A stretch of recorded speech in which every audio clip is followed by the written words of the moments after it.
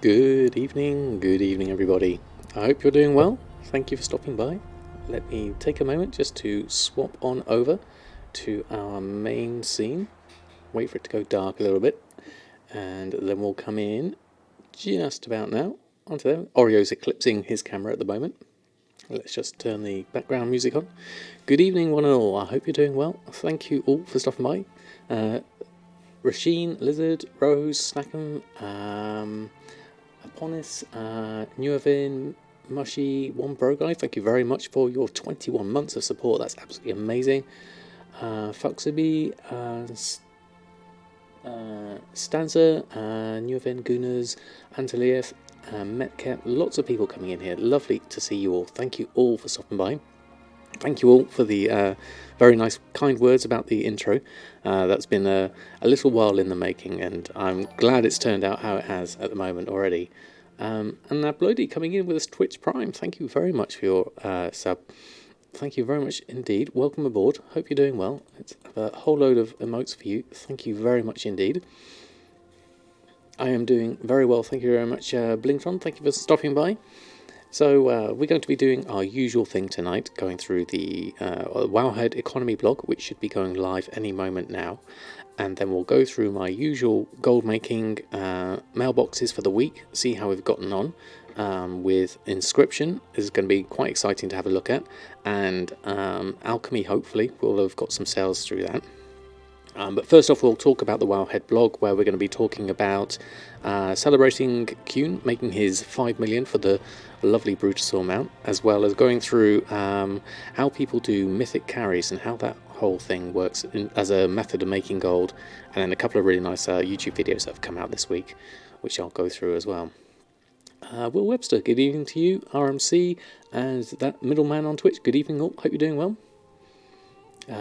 The Scrolls of the Scribe really sell well.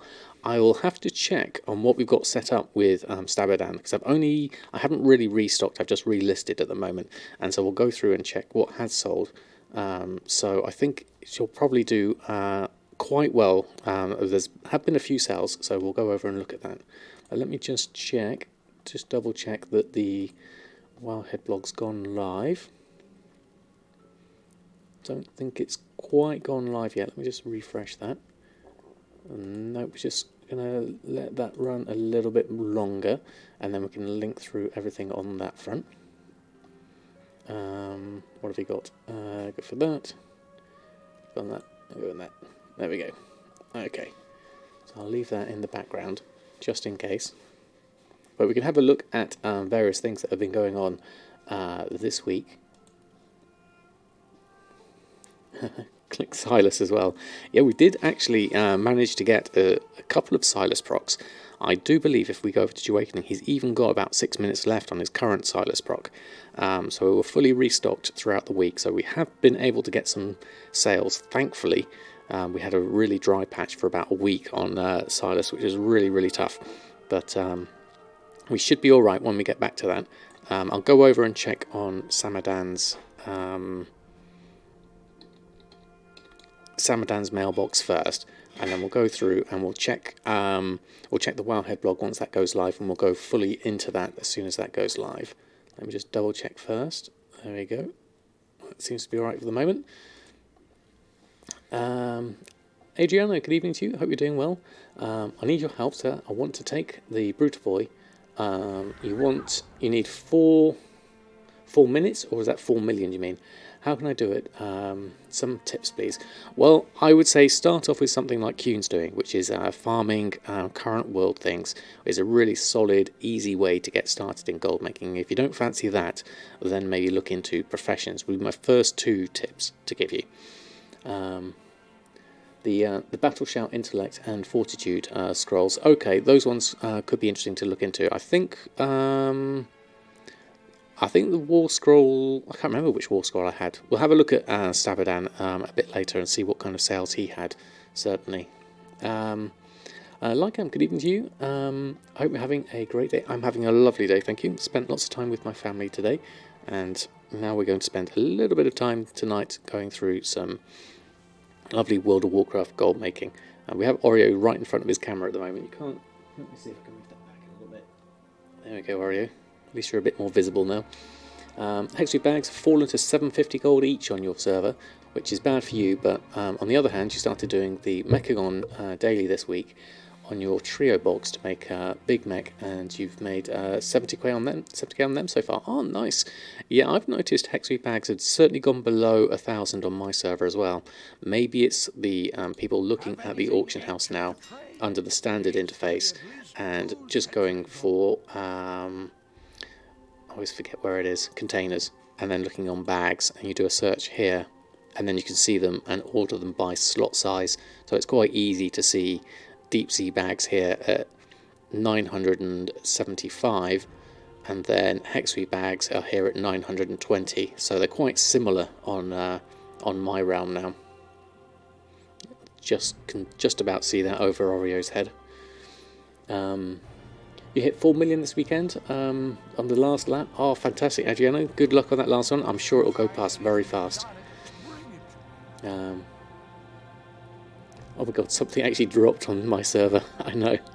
Would you believe it? I daren't look at herbs. Last time we looked at herbs, they were incredibly expensive. We'll probably need to look at that on Awakening because he's got the shopping operation for that. Let me just double check again the Wowhead blog's not gone live, and then we'll jump over to that if it has. Don't see it on the list yet, so we'll wait a little while for that to come through. Finally made the move to move to a lesser populated server, and you were right, it's much more relaxed gold making. Oh, fantastic, Sakaman. I'm glad you managed to find something that suits your playstyle. I hope it works out for you, certainly. You've been looking on the cards this week too, so the average went up a little. You'll do a write-up when you open the 1,500 you have in your bags. Okay, brilliant, Rose. We look forward to seeing that. We might as well go ahead and just go through the mailbox at the moment on Samadan, see what we've been earning this week, and let's just move this on over. We do have some expires to deal with here, 203 in the mail, so what have I got? 99 space, so we should at least be able to open up some of these expires. We do have a fair few sales that have come through over the past day or so. I've just been basically restocking. I did do a fair amount of the tie spray linen shuffle on Samadan, so hopefully we'll be able to recoup some veiled crystals over the time of that. So we've got more space. We've got a little bit more space. Let's do another round of expires. There we go, that should be enough for the moment. Let's post those on. So let's click through that and then get this listed up. Let's move this lot over and we'll run a post scan on everything here. That should be alright, hopefully, with any luck. You bought 77 Accords of Haste for 78,000. Reset much? Yeah, you could say that, certainly. You've been selling them today for above 1,800. That's a very nice markup. Being able to keep consistently doing that for a while will be very good, definitely. That's the kind of markups we like to see. If that can hold for a little while, especially if the price of veiled crystals and Umbra shards and stuff stay high as well. Veiled is at 220. Okay, so that's a good healthy margin there, certainly. How's the tide spray on your server as well, Mushy? Is there much of that about? Because it tends to be about the quantity of that as well. I'll reset again by someone on Wednesday if it falls. Yes, that's true. Actually, you can at least guarantee a reset on reset day. Usually, that's what usually works out best for everyone. My enchants at the moment, I think, have been holding quite well. There has been a recent reset. Let me just go through. Once I've posted everything on, we'll have a look at the sales in their entirety. We have got a decent amount of sales, actually.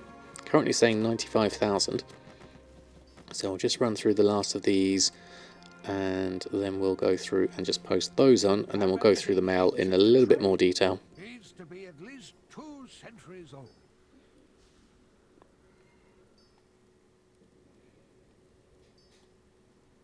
I'll let this run through.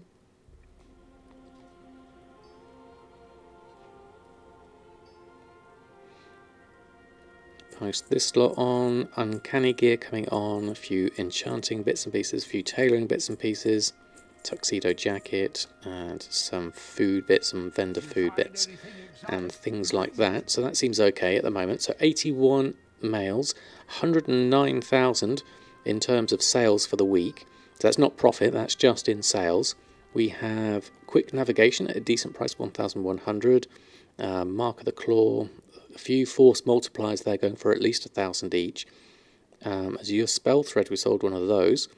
A Cord of Haste, Deadly Navigation, a Cord of Critical Strike there, a load of Silkweave Satchels that are below my reset price, so those are an actual loss.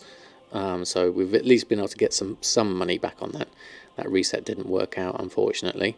But we do have lots of good enchant sales here, some food sales as well, baked potato doing well, some shirts, force multiplier again, that seems to be selling very well at the moment, more Silkweave Satchels, Big Mech coming in there's 50 of those, Herbalism, some load of shirts here, someone's gone for all the different kind of shirts, Satchels, Herbalism, well, there's quite a lot of stuff here, a lot of satchels coming through, and a bit of uncanny gear as well, uncanny pants there, a couple of those coming through, which is quite nice to see as well.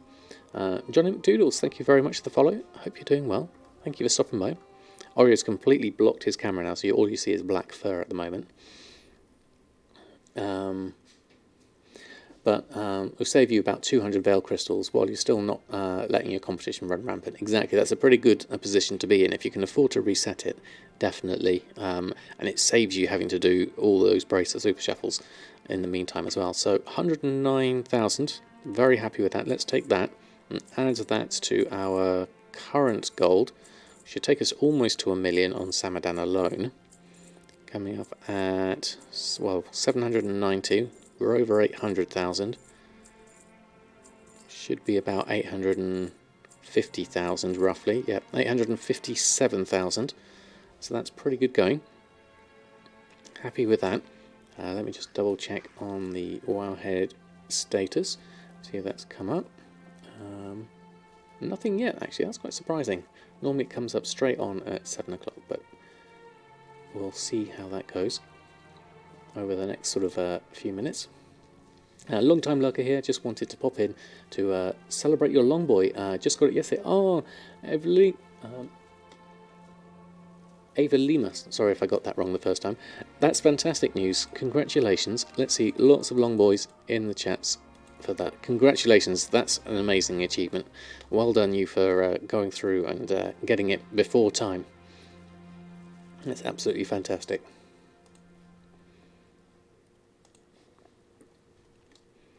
Right, whilst I'm here actually, I'm just going to do a quick search for some tide spray, see what kind of price it's at the moment.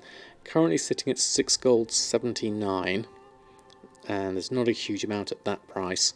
There's not a huge amount of tide spray at all looking at this. 4,000 there at 7 gold 99. I currently still have on me about, well, it says 8,000 in the bank, but I don't believe that. I'll have to update that. We've got about nearly 10,000 in the guild vault. Let me just go check my bank, see if we can update that. Someday I'll be the one who celebrates. Definitely, Mecca. It's certainly possible, as Qyunes has shown this week. With a little bit of leverage and time, anyone can do it, certainly. Oh, we do have actually 3,700 in the bank. And anything in the reagent bank? Not a huge amount. So do we have any on me at the moment I can compare prices on? There we go. So we have 4,000 on me and about 10,000 in the guild vault. So that should keep me in tie spray for at least a little bit longer, certainly. We've got all of this lot to do. Okay, Lizard, good luck on your raid. Hope it goes well. Thanks ever so much for stopping by at the beginning. Same here, got about 1.8 million away from it. Oh, that's not too bad, Stackham. Not too bad at all. You're 2 million away from your side. You was at 2.5 million for so long, and so I just do it January and started grinding the auction house. But if it cost 180, buy. What was that for? The for the tide spray. No, it was, where was it? Let me just have a look. So at the moment, it's my mat cost is coming at 410. If we're to look at here, Fox TV, you guys got to go. I'll be watching the run later this week on YouTube. Well, thank you ever so much for stopping by. Good to have you here, certainly. Jeannie, good evening to you. Hope you're doing well. Alright, there we go. And we'll go from there and we'll just check shopping scan again. Just have a look. Time spray for you is 6 gold 58. Okay. So looking at this, oh, you got your tri-box cloth farm down this week. I just need some firepower to kill the mobs. And pulling them in is very nice and easy for you. With I guess because you've got lots of monks for that, haven't you? Tried it with the mage and you found in one and got about 2,000 tie spray in 1.5 hours. And very nice. I'm doing very well, thank you, Jeannie. We're just going through our mailbox at the moment whilst we're waiting for the Wowhead blog to go live. Let me just double check. We'll have a look, see if it's popped up. In the meantime, whilst we've been talking, I don't see it up yet, so we'll just carry on with the mailbox opening for the moment. So we'll carry on. So 6 gold 79 isn't particularly high, and there's not a lot of it here at 7.99. We could. There's an opportunity here of resetting the market a little bit. I mean, it's bigger than my average buy price. The min buyout last scanned an hour and a half ago was at 1 gold 80. The current market value is saying 7 gold 81. We could try and push tie spray up a little bit more. We could buy it out at this kind of price. How much would it cost us to buy out all of this lot, I wonder? Let me just switch to the standard interface. Actually, I have tie spray linen here as a favourites, so we can have a look at here. If I were to buy out the whole lot, that would cost me 37,000 gold, because there's a big chunk of 4,000 here at 37,000. Now, could I make that back? It depends how long I could keep the price high. I don't think I could keep it up that high indefinitely on my server. There's definitely going to be plenty of people posting it on, so I'm reluctant to post that up at such a high price. But quantity-wise, that's not too bad. That's certainly something worth considering. Maybe we'll have a look back at it a bit later and see. Do you have cloth scavenging buff on your tri-boxes? If not, you should get it. Yeah, having the cloth scavenging does really make a big difference, certainly, being a tailor. You spent the 2,000 you got the enchanting shuffle, made the enchants, and using your deep sea to make epic braces, disenchant the crystals. That's fair enough. You have both that and the tools of the trades. It's a nice 800% more cloth, people without tailoring. Yes, it's definitely a big lump. Okay, no problem, Mushy. Hope you have a good raid as well. So let's carry on, and next thing we'd want to do here is check my auctions and see if there's anything we need to do a restock on. So with that selected, I did do a restock yesterday, so let's have a look. Was it yesterday? Yes, it was yesterday. So we have got a lot of sales here that we need to restock on here. Another we bag there, Azure Spell Thread, we sold that. A little bit of food and a few other bits and pieces there. So enchanting wise, we need another 34 veiled crystals. I'll go to Earthen to get those. And then cooking wise, a few other bits and pieces. And so we can at least collect up some of this. Tailoring cooldown, we could do with doing that. That should get me enough hex weave to make the bag for today. And then we'll go through and a little bit here on the Chaos Crystal. Gloom Dust I can get myself. Veiled Crystals I'll get myself. Chaos Crystals I'll have to see what's on the auction house for that price and decide whether I'll want to buy it at that price or not. Let's go have a look. So shopping wise, let's just scan for Chaos Crystals. So they are currently sitting at 58 gold. My average buy, my met cost is 44 gold. So that's actually quite expensive compared to the market values. There's been a reset there. We could have a look. I've got 7 in the bank, 1 in the guild vault. I need 9, so it's not that many. We can check. I don't know how I'm doing in terms of nether shards. I have 4,000 nether shards, so we can go and make some things to disenchant for chaos crystals here. We can also check and see if there's anything on Elite Strike Centenax would also be useful to keep that going. Nothing at the moment, so I have to leave that at the moment. Moonfire, thank you very much for the follow. Hope you're doing well. Thanks ever so much for stopping by. Good evening, Gold. Hope you're doing well.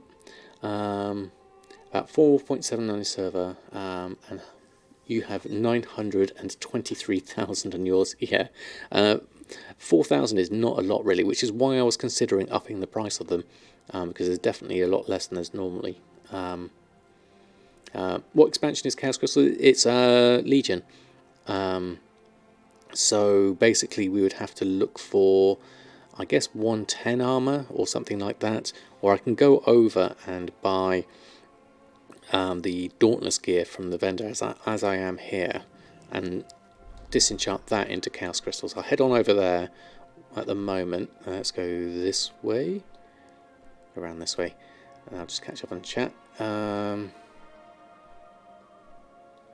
Dervalicious, good evening to you. Hope you're doing well. Which direction do we want to go in? I'm going the wrong direction. We want to go this direction. We want to head that way. There we go. Oh, you ran the dungeons for gear. Yeah, that'll certainly get you plenty. Certainly, just disenchanted all you got, and they've been like 13 gold. So that's a reasonable price for a Chaos Crystal. 58 gold is a little bit high, certainly.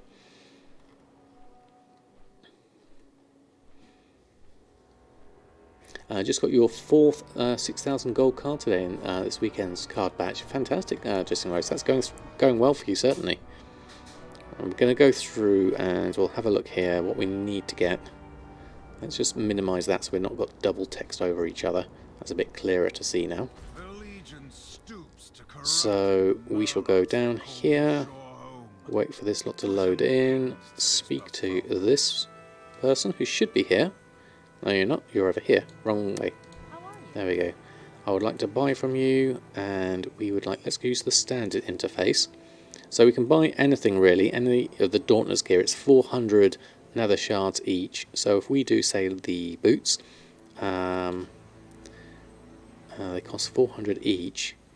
If we use this... Now, I don't think I actually only have 113 on me. That was strange. I was looking at my... that's updated now. I was looking at the wrong side of this. I don't have 4,000 nether shards. I have 113. Okay, so that's out of the question. I was looking at the number on the wrong side of the icon in Adibags. So that's a bit of a shame. We could go through and do the Elite Strike Centenax over here. That's something we could possibly do. And there's the odd bit of gear here we could make, rather collect up, but it's not very time efficient. So I'm actually thinking it'd be easier, as I only need, 9 of them. I'm actually better off just buying these off the auction house. I was going to make them, but I don't have enough nether shards for them, certainly. Time to do a little of the one thing that everyone loves to do. You know what? That's the Bracer Shuffle, I imagine. Another 3k card. Fantastic, Drizzling Rose. That's going really well for you at the moment. Right, okay. And Ursurin, thank you very much for your resub. 4 months. That's absolutely amazing. Thank you very much. And I love you less than 3, as it would say if it did speech recognition. Thank you very much for your support. That really is appreciated. I see lots of emotes in the chat for you. Thank you very much indeed. You have 27,000 shards and chaos crystals right now. 99 gold. So I guess you should do this. It would be a good idea if you have got plenty left over. You did literally just buy the Dauntless gear from this person, and for the ones, all the ones for 400 shards each, buy as many of those as you can and just disenchant those. See you around. But I don't actually have that luxury at the moment, so we'll go for just buying them off the auction house at the moment. So if we go through here and we search for the chaos crystals here, we can buy, we'll at least buy 9 of them. Is easy enough. It's not a massive amount, and I'm sure that'll be okay profit wise. We'll go for that. Okay, so we could really do with heading back to Dalaran now. I was going to fly, but I think I might as well just port back. It'll be quicker in the end. The quick shuffle thing 2 weeks ago, and that was the happiest time for you so far. Yeah, I can imagine. We just have to maximise profit. No, it's that balance between fun and money, and whether the money equals fun. And if you decide not to do it at all, that's totally understandable.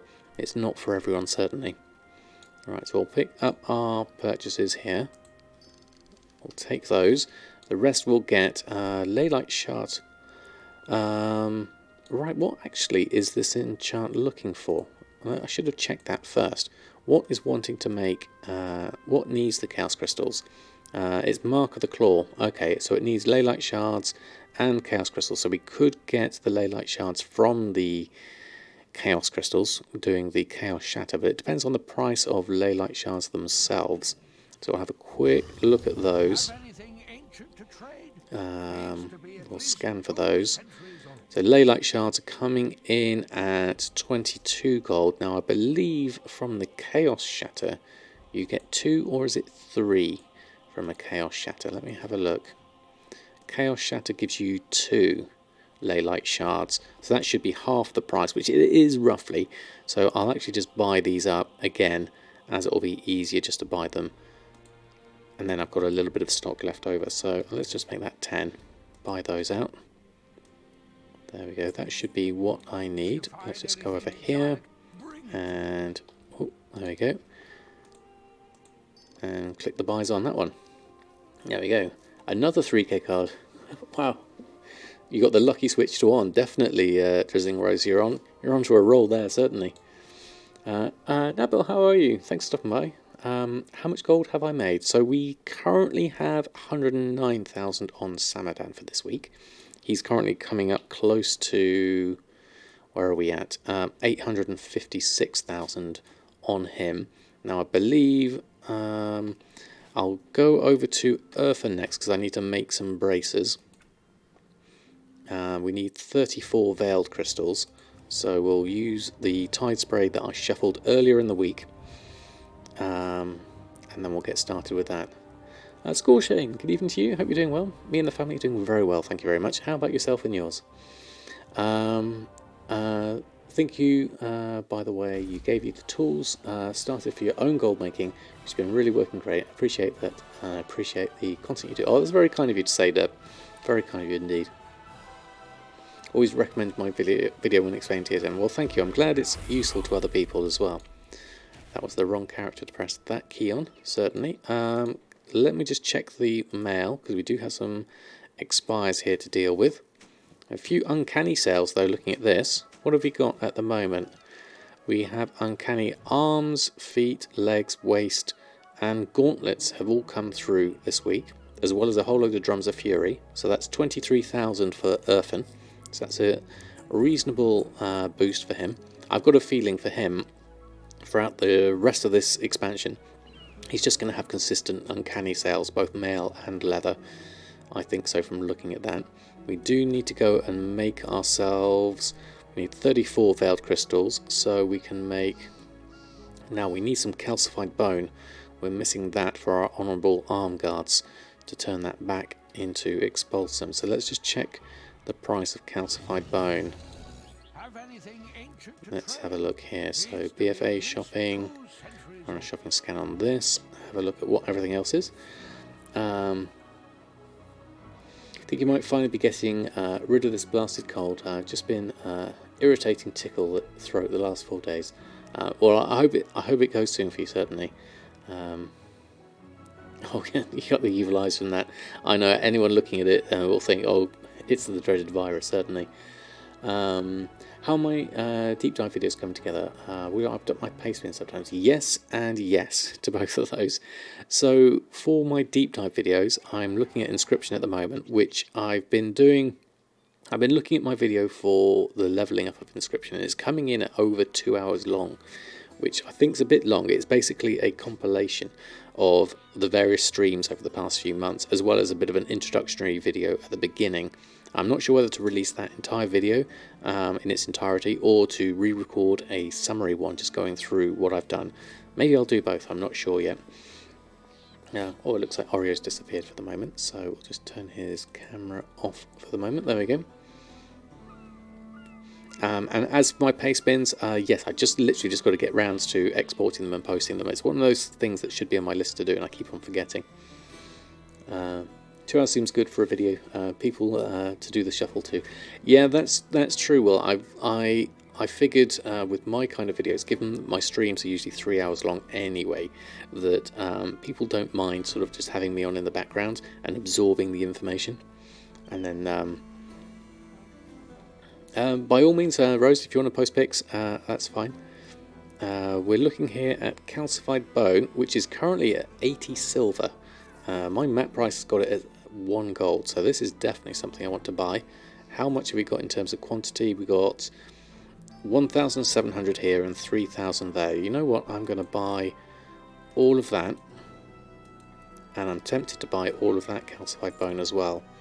That'll just give me plenty for the moment, and keep my braces cheap for a good while.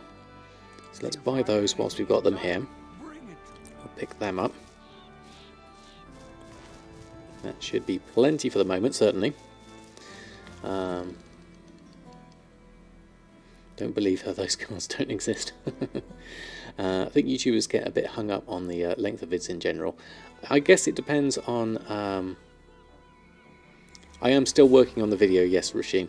I'm literally just talking about... I'm going through and compiling all... I'm picking out all the bits where I talk about inscription over the past few months and adding them together into one video up to the point that I've got to now. And then I'll do another video that will go through my sort of learnings with the map price, certainly, using Billis's spreadsheet and the thing you linked me to, and then we'll go through everything else in terms of setting it up properly and making sure we've got some sales. We're kind of on the cusp of that now. I'm almost there. We'll go over and look at Samadan and his sales for this week, and I think we're in a good position to leverage that and turn it into a proper gold making profession, hopefully. Profits, good evening to you. I hope you're doing well. I hope you had a lovely week so far. When I have time, check my Discords. Okay, Rasheen, thank you very much. I will do. Just going through this, we picked up that, so we now need to make some braces. If anyone does spot the Wowhead blog going live, do give me a shout, actually. It would be handy to know if it does go live. So we are currently 34 veiled crystals we need.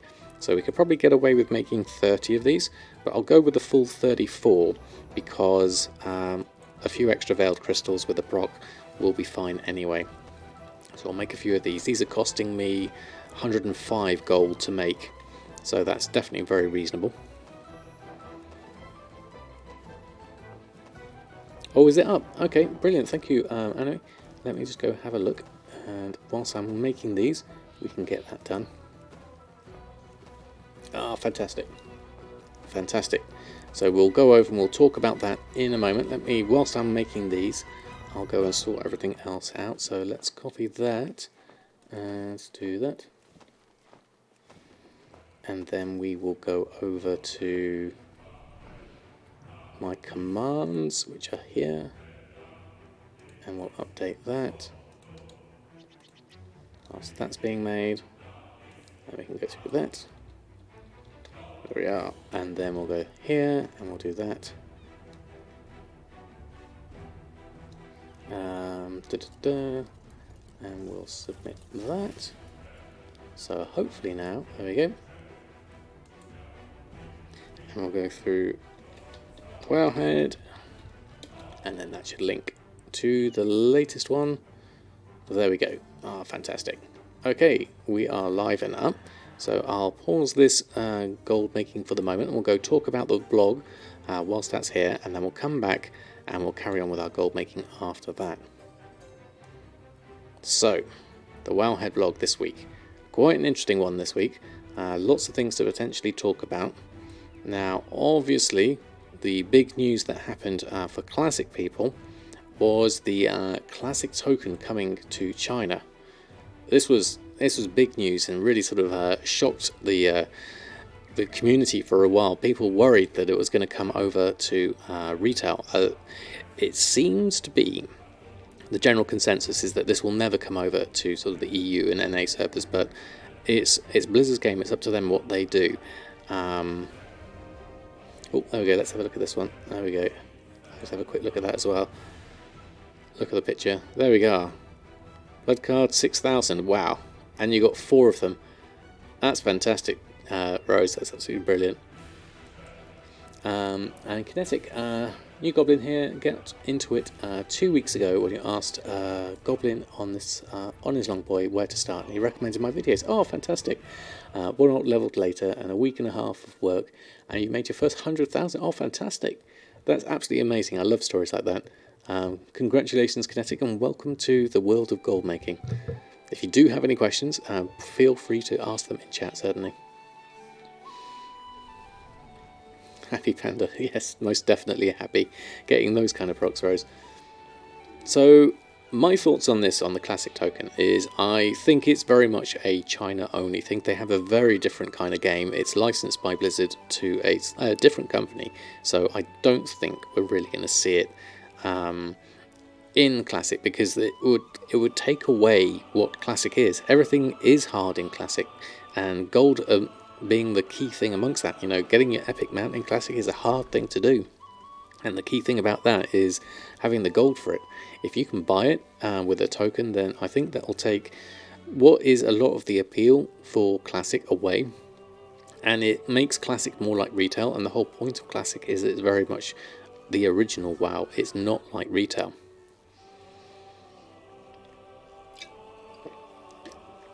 So I don't think it's really going to come to it. But it was interesting.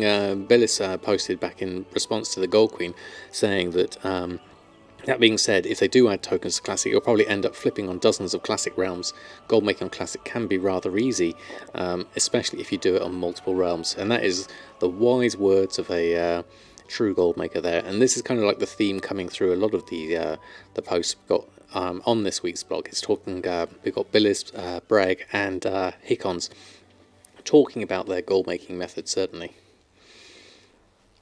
So there's lots of interesting stuff there.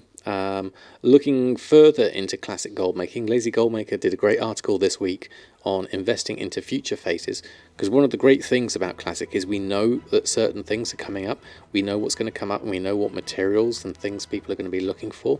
So it's kind of like a really nice article going through sort of like what to invest in before the next phases come out. So it'll be very interesting to see how that develops. Right now you're just wondering if I have any tips on when every market seems to be low between your 2 characters leveling more. You have Alchemy, Herbalism, Tailor, Enchanter, and it seems to be the Mats and the Pots Enchants all sell for low constantly, or if they do get reset they plummet over a single night. What would you do? Do you need more characters, professions, and more markets? That is one option, but I would look into the price of your materials and how you're getting them.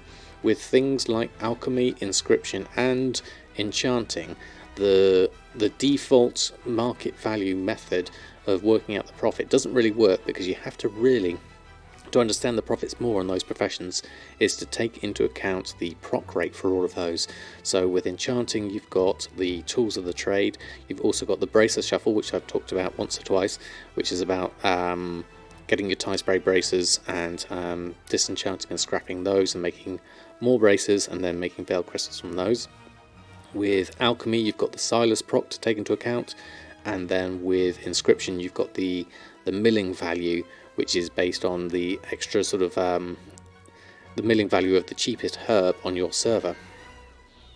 Once or twice. Exactly. Kalasaran, how are you? So I would look, rather than looking at diversifying, look as to how you could reduce your costs. So look at when you could possibly buy materials for a cheaper price, or if you're out farming them, you can see when you could farm a decent quantity of them if you enjoy it that way.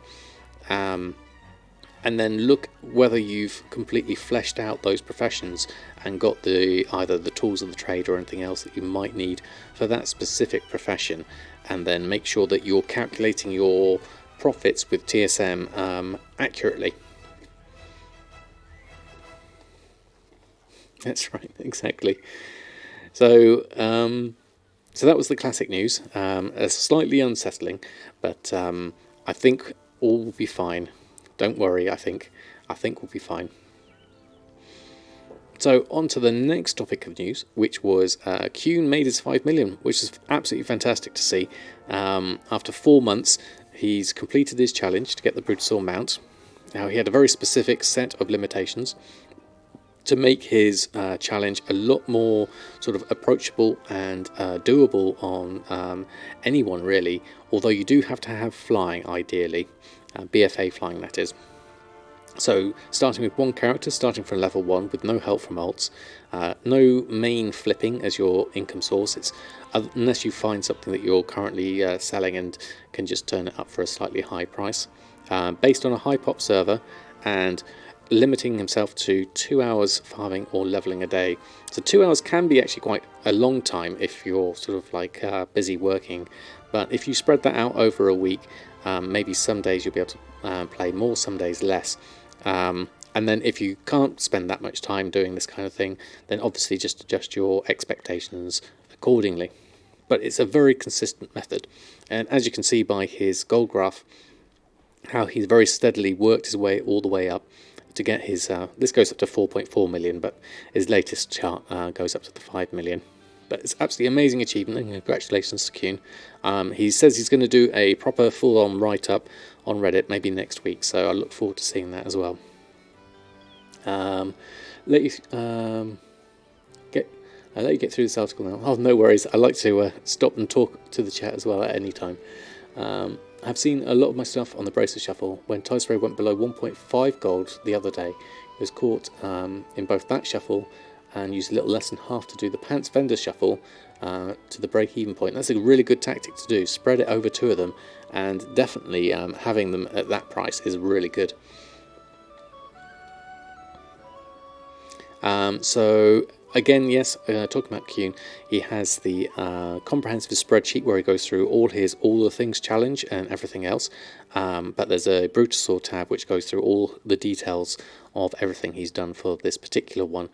And then I've got a link to the actual moment on Twitch when he went over and bought the Brutosaur mount, which is, we were there, were you, Metcat?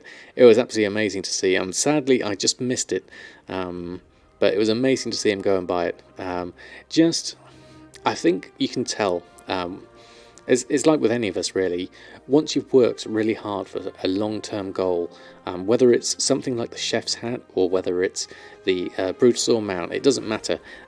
Anything that you've worked hard and consistently for over time, to then be able to reap that reward, it's just so satisfying. And it was great to see it happen. Joel the Elephant, good evening to you, hope you're doing well. Thank you for stopping by. So many congratulations to Qyunes. I think it's just a testament to show anyone can get the Brutosaur, find a way that works for you and enjoy it and go for it. So that's a happy sentiment, certainly. And then there was another video that came out just yesterday, in fact. Qyunes has put a video talking about how he makes his gold, or one of the many methods he makes his gold. He's one of the richest gold makers that I know at the moment.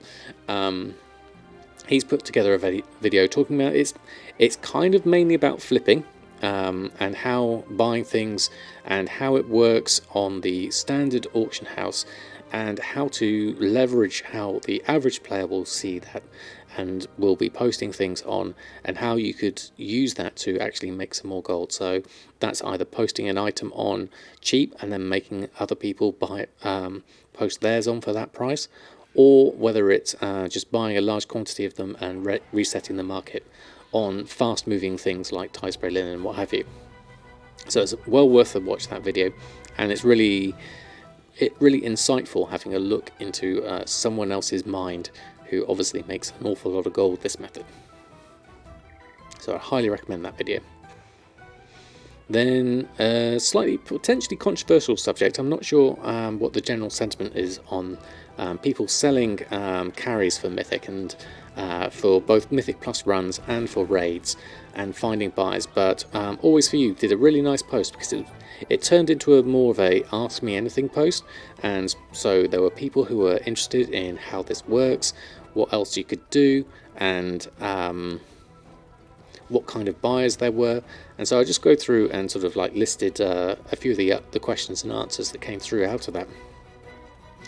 Phaedrian, thank you very much for the follow. Hope you're doing well. And MBeats14, good evening to you. I hope you're having a lovely evening so far.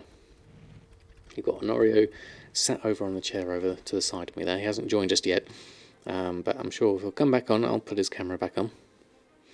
So basically the premise is many people simply don't have the time or resources to be able to do the whole Mythic Plus thing. I mean, I certainly have never done it myself, and certainly in terms of Mythic raiding, that's certainly a long way from me and my kind of playstyle, certainly. For you, the ideal system for any MMO is no tokens and no gold sellers. Fortunately, we seem to have either one or the other. Selling mythics is just fine. Raiders need to make gold too, guilds need gold for raiding too, and gold makers sometimes will want gear or achievements too. Exactly, that's what I kind of thought, Rasheen, as well.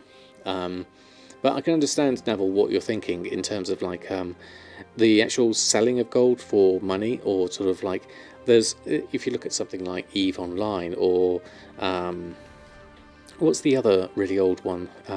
Is it RuneScape that has its whole economy and stuff like that?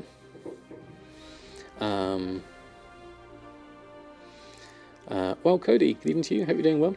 I think the only controversial thing about selling Mythic Plus boosts is the spam in trade chat. Yes, that is true, actually. There is no trade chat available. That can be a problem, and I do talk about that briefly down here. There is an add-on, I've not tried it myself, Bad Boy, that can be used to filter out keywords in chat, so that you can, if you don't want to, if you put certain things like Mythic or something like that, you could take that out of the channel. I mean, I personally have never really used trade chat, simply because even without the Mythic Plus selling on there, I find the whole thing, I just can't get on with it, so I tend to avoid it anyway. On your server, trade chat is all politics. You welcome the Mythic Plus sellers to drown them out. That's fair enough, exactly.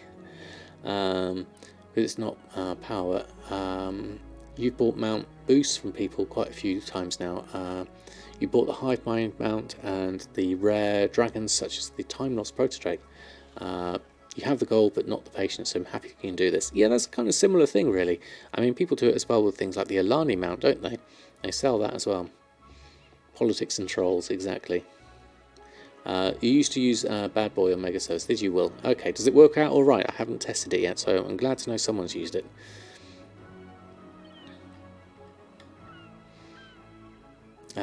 Every seconds 5 posts are made for those Mythic Plus says you can't even do trade.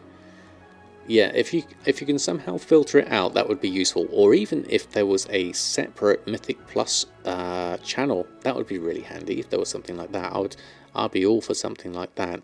But the basic premise is there is someone that will advertise it. You can't do it through the looking for group channel, so trade chat is used as the way to sell it, because it is effectively a trade, I guess.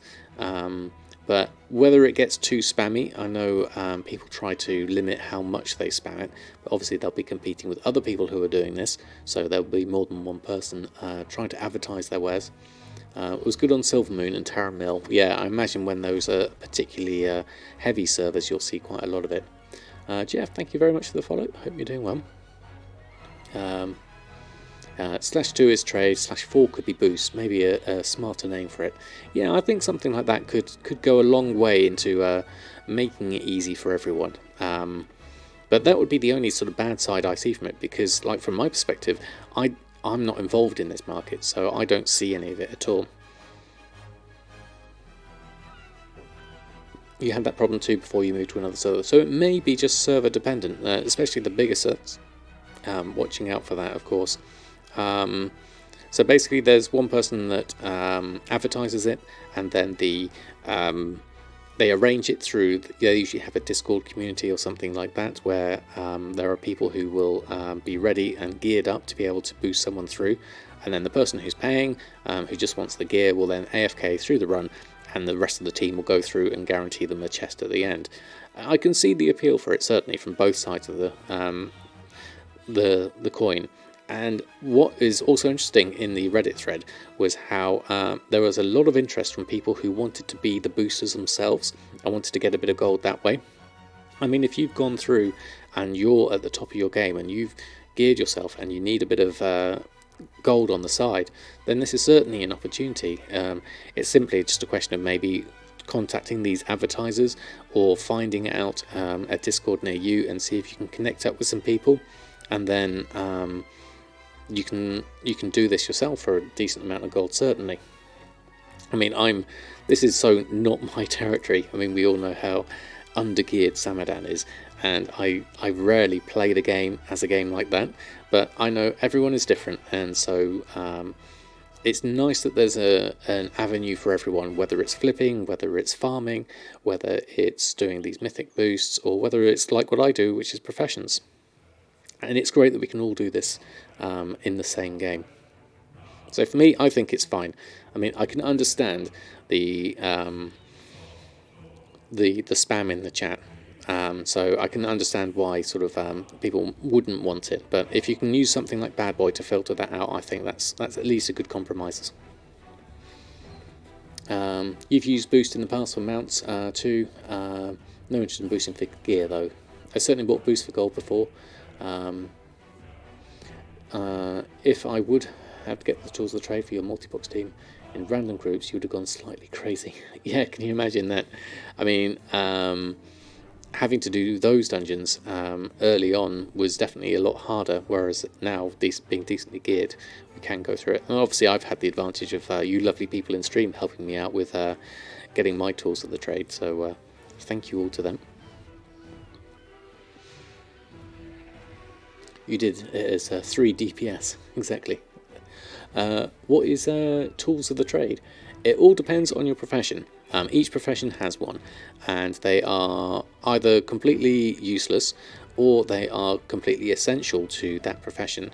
Something like enchanting has Qyunes' enchanting rod, which gives you a guaranteed proc rate on your disenchanting of blues and purples in BFA. It gives you a much higher chance of veiled crystals, and it gives you an actual chance of veiled crystals when doing blues, so it's kind of essential if you're going to do any disenchanting. The same with alchemy and the Silas proc.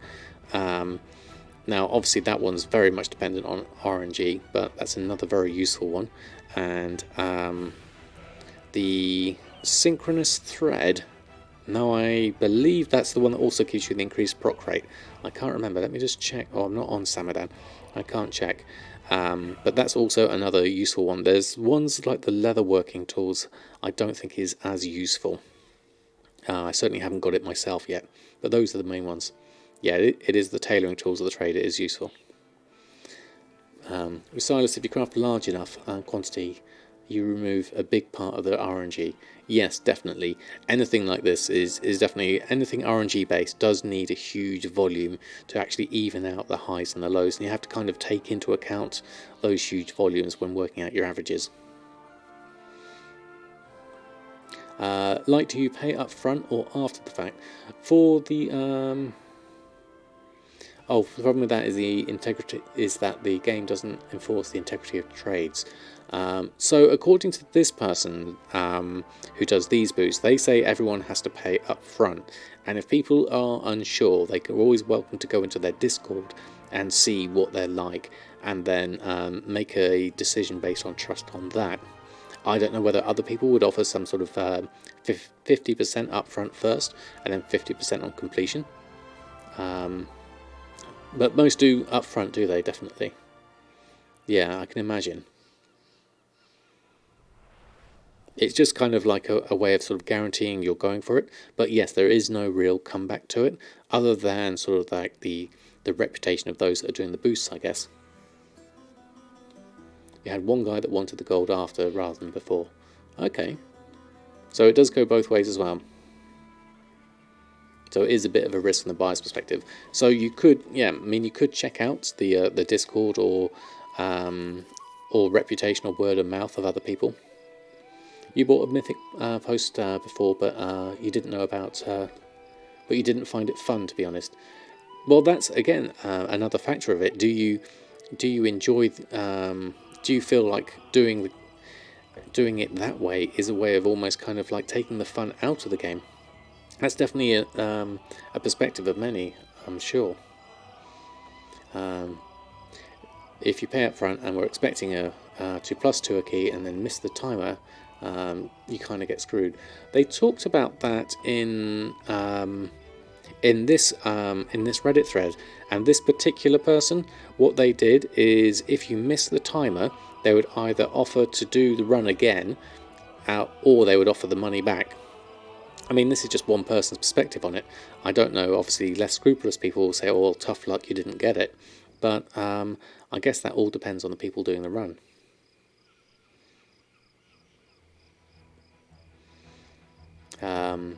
If he doesn't give the boost to the gold after, the boosted has all his reputation and future boosts to lose. Exactly, it is very much a reputation thing, isn't it? The people in charge are very serious. If there's a strike system, ban system in their community for people who are boosting in the case of they fail a key or do something wrong. Right, okay, so they are pretty much very... I mean, it sounded like they were fairly well organised. They had a whole API and everything to tracking gold and everything like that. So it did sound like it was a very, very much well organised... this particular one that I was reading about did seem that way, certainly.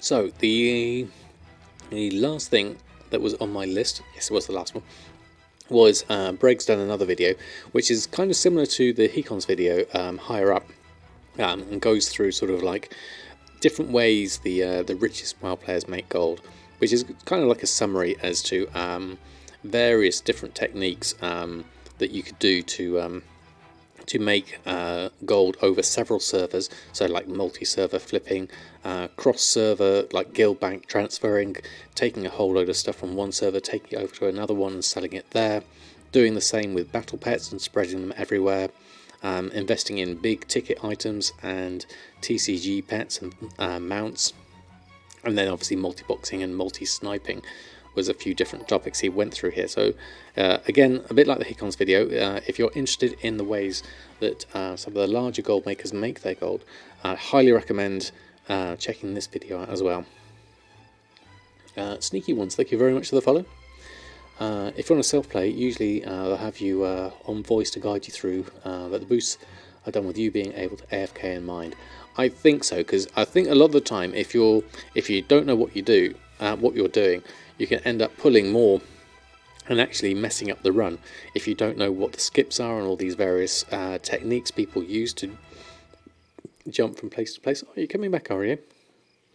Come and joining us in. Let me just turn his camera on. We have an Oreo back with us tonight. Depends on the dungeon. Some bosses required the carry to be nearby in case of target ability that would otherwise reset the boss if the carry is AFK at the start. Okay, that's another interesting thing that I didn't realise. That's definitely worth thinking about. We have Oreo purring away at the moment. So that pretty much wraps up the Wowhead blog for this week. If you do have any questions or comments, please do put them in below here. I'd love to hear your thoughts on this. Lots of different things here. If there's anything you'd like me to cover in future episodes, please do let me know. There's lots of interesting stuff out there. I try and cover as much as I can from the goings on of the week previous, but sometimes I may miss stuff. I only see what comes across my feed and what I can find. So I'm very interested in all methods of gold making, so I'm happy to talk about anything. But I think I'll finish that there. And recording, is that for recording the actual Mythic carries are you talking about? Is this a comfy scream? It certainly is. I am currently sat on the floor with my cat next to me, so if you can't, I don't believe you can get much comfier than that, definitely. Couldn't they just die at the entrance somehow and not release? That could be another one, certainly. Sorry, you thought you were doing a YouTube video. Oh, right, okay. No worries, sneaky ones. Salvaborum, good evening to you. Happy Sunday. Hope you're doing well. I am basically going through the Wowhead blog. We've just finished it at the moment. If you do want to follow the blog, Wowhead, the latest one we've just been talking about is there. That's a link to it. We've just gone through talking about all the different methods today, and then we'll go and carry on with our gold making session. We're just going to go through and put that over there. The VOD is uploaded as a whole. Yes, definitely. I basically put the whole thing up in one go, definitely.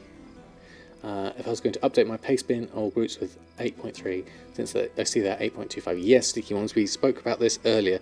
I have been very remiss in updating my paste bins. I will put them up and update them as soon as I get the chance and remember on my long list of things to do. Let me just move Oreo's camera over there. We can't see him in all his glory. There we go. Seeing as he's staring right at the camera at the moment, we have full screen Oreo. There we go. Resting away. There we go. How much does Transmog contribute to DPS? You have a raid tonight. Oh, style is everything, I'm sure. Do you think it's still worth getting into alchemy? Oh, most definitely. I would say right now alchemy is one of my strongest professions, and herbs on my particular server are probably the most expensive in, well, one of the top 3 expensive in all of EU at the moment. Some glorious whiskers. He does have amazing whiskers. I've stopped stroking him now, so he's probably going to start clawing my knee. I missed that cat face. Indeed, he was just too relaxed. Rather new to TSM, you don't know how to add the new things yourself. That's fair enough, Sneaky Ones. It's a big add-on to get used to. All I can recommend is just take your time, one step at a time, and you will get there certainly. Last we left off Earth, and we were just making some braces that we're going to send on over to Samadan. So we'll just post those over. I also have some expires here, so let's just mail selected. That's got rid of all of those, and then we need to post on some uncanny gear that was expired earlier, so we'll go through and post those on.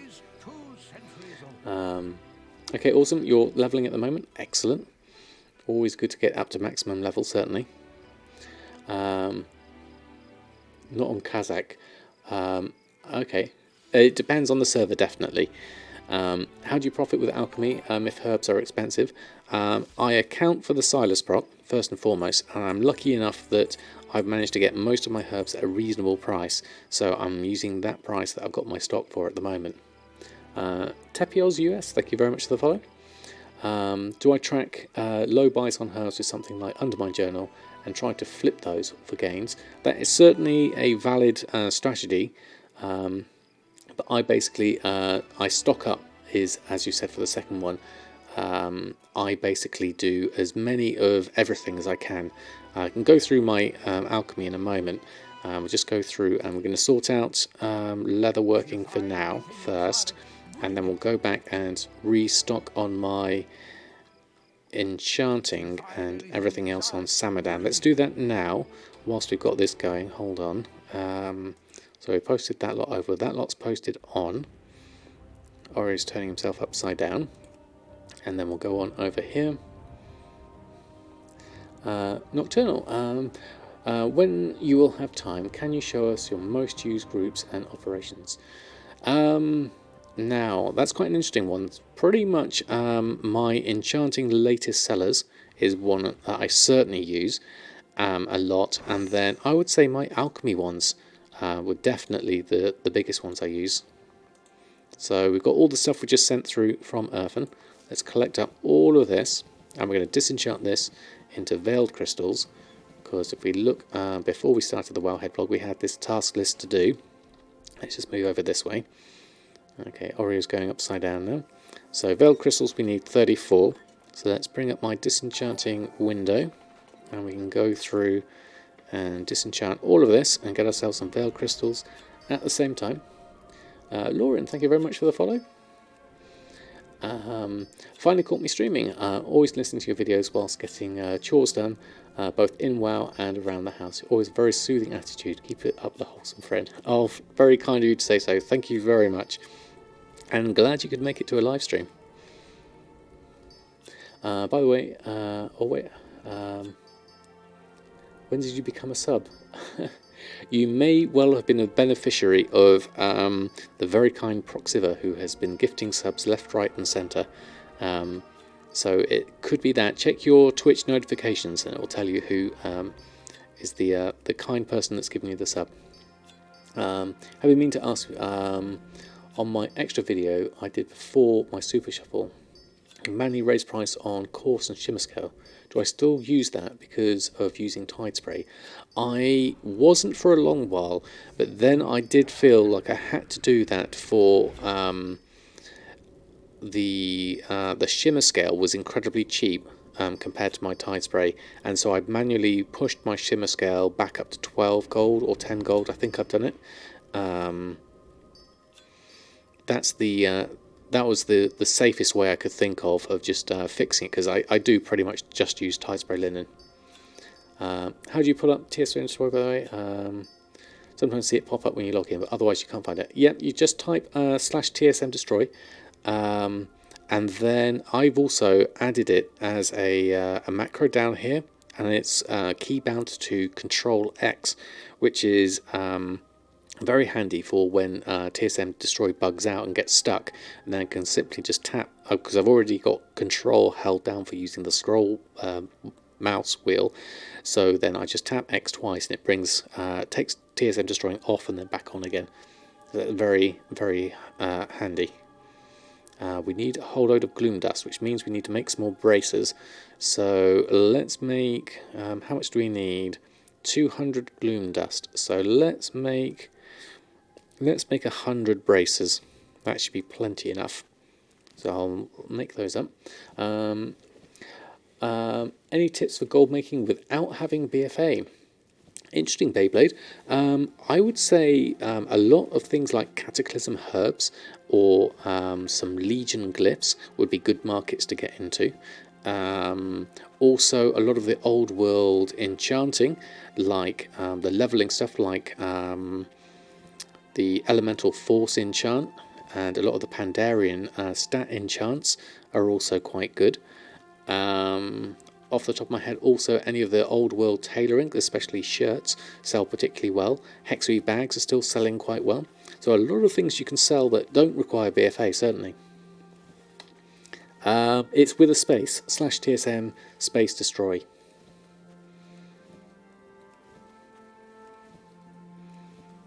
Neither works, interestingly. It could be that you don't have anything to destroy in your bags, or it could mean that you filtered them out and TSM is ignoring them. In order to check if you filtered something out, go into your TSM, under settings, under destroying, you've got a list of all the ignored items here. It could be that the items you're looking to destroy are ignored there, or the maximum disenchant quality is set to a lower value. Maybe I got mine set to epic, maybe you've got yours set to uncommon or rare. So that's a couple of things to look into if it's not popping up.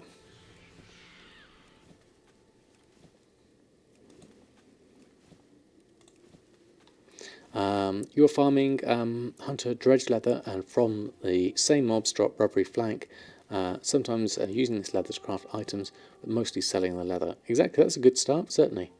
The Real Gin, how are you? Been selling all kinds of bags recently, even netherweave. I know I've got a sale of a netherweave bag here as well, which is why we're making some more here. We're just going to go through and get ourselves the gloom dust we need. We need 202. So if we just disenchant all of these greens and blues, we should get a decent amount of gloom dust this way, and that should keep me in gloom dust for a little while at least. Or that you haven't enabled TSM, that's another one. It was the maximum quantity. Okay, there we go. No worries, there's no newbies questions. We're all at various levels in our journey through gold making, so No question is noobish, as it were. Sorry, missed the last couple of weeks. No worries, all is going very well, thank you very much. Great to have you here. Hopefully Shadow Song has been treating you well as well. I've had some good sales so far. I'm hoping for some good alchemy sales coming in once I've gone through all of my restocking on Samadan. I'll have a good look at that, and I'm really keen to get back and have a look at Samadan and his inscription, because I, spoiler alert, have made some sales of the stuff I restocked. I listed up last week, but I haven't restocked on them. I just wanted to check the sales first, and then we'll see what we can do with the new gold we get this way. Anyone have issues with cancelling taking forever with TSM? It does take quite a while at the moment, FD, because Blizzard have changed it to have the confirmation box pop up, and so with the general lag between cancelling the auction, waiting for the pop-up box to appear, and TSM then confirming that pop-up box, and then moving on to the next auction, it does take longer than it used to take, certainly. You redeemed a highlight message card status. Today, oh, did I miss that earlier, Justin Rose? I think I did. You opened 7,000 cards. It's your weekend, and Friday's production. Today's batch was very good. You made 15 gold per card on average. That's huge. That's up from like the 5 gold from normal, isn't it? Oh, the average is back up to 5 gold, up from 4.7. Oh, there we go. That's a bit better. I got ahead of myself there. Yeah, it's not just UFD, certainly. Most valuable thing you can do with dredged leather is craft raid-worthy boots and legs. Those are bound on creation, so selling the leather is probably your best bet. That's a good idea, actually. If there's something that can only be bind on craft, then certainly just selling the raw materials is the one way you can sell something.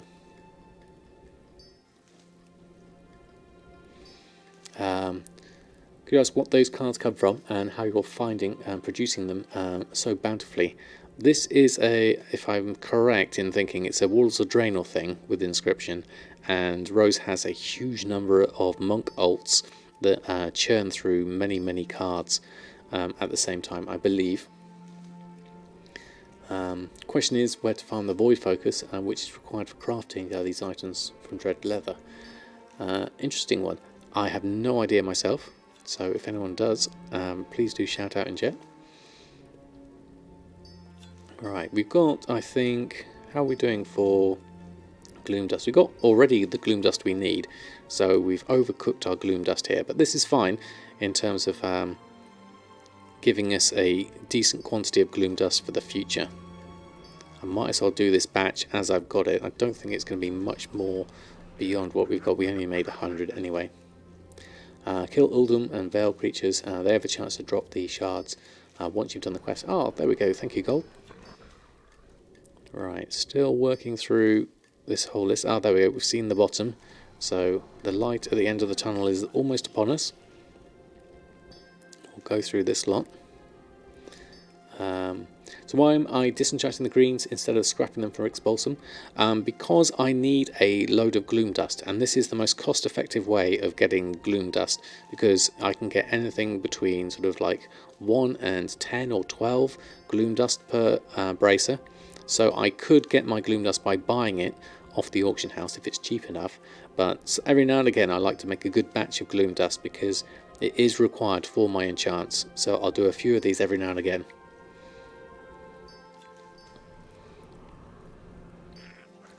Almost there, last 2. There we go. You have 42 ults with garrisons. Yep, that's how you do it. Oh, let me just stretch my legs out. There we go. Right. Thanks for making this Sunday nights less terrible. No problem, Thomas. Good to have you here. So, let's have a look. We've got that. What else do we need? We need to get some stuff from the guild bank. I need to buy some stuff from the vendor. And then we should be ready to do our crafting list for Samadan. We'll get through this. We'll collect up rune thread, netherweave cloth, ice web spider silk, and then tailoring. We need to make 4 bolts of netherweave. That's easy enough. Go over here. Bolt of netherweave. There we go. Create those 4. And then we go and buy some wildflower and fusaka. That's another easy lot to buy. I started with an army of 5 as well this week. Well, that's a good start, certainly. And then we'll go here and we'll buy what we need. Let's just do it from the TSM window because it will recognise that in the task list. There we go. Right, everything is all bought up. So let's find ourselves over to a nice steady area. So our list of things to make. A load of enchants, so a cord of haste, we need 7 of those. A few of the other bits and pieces. Force multiplier has been a good seller of late. We've got 17,000 profit from all of these combined. So let's make all the enchants first. We'll start with that lot. I'm jealous of you. In Dalaran you have huge FPS drops. Really? I find it one of the least laggy places, certainly. Borealis is certainly a lot laggier than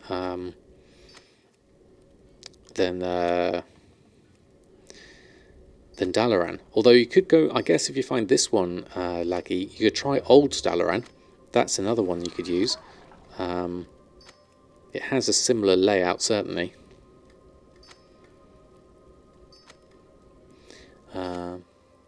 Learn the ingredients drop from the assault. It makes a quest item. Okay, when you make the restock and you get the task list, you open the auction house, press scan, stuff pops up, and there's a buy button that is grey. Is that normal?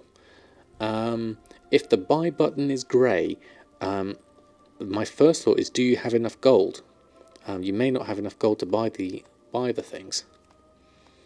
I used to have an old army, not as large as Rose's though, back in WoD, when the treasure finders from the garrison mission made several million in WoD just from that, churned out hexu bags with them too. Yeah, that was the golden days of making gold, wasn't it? Certainly.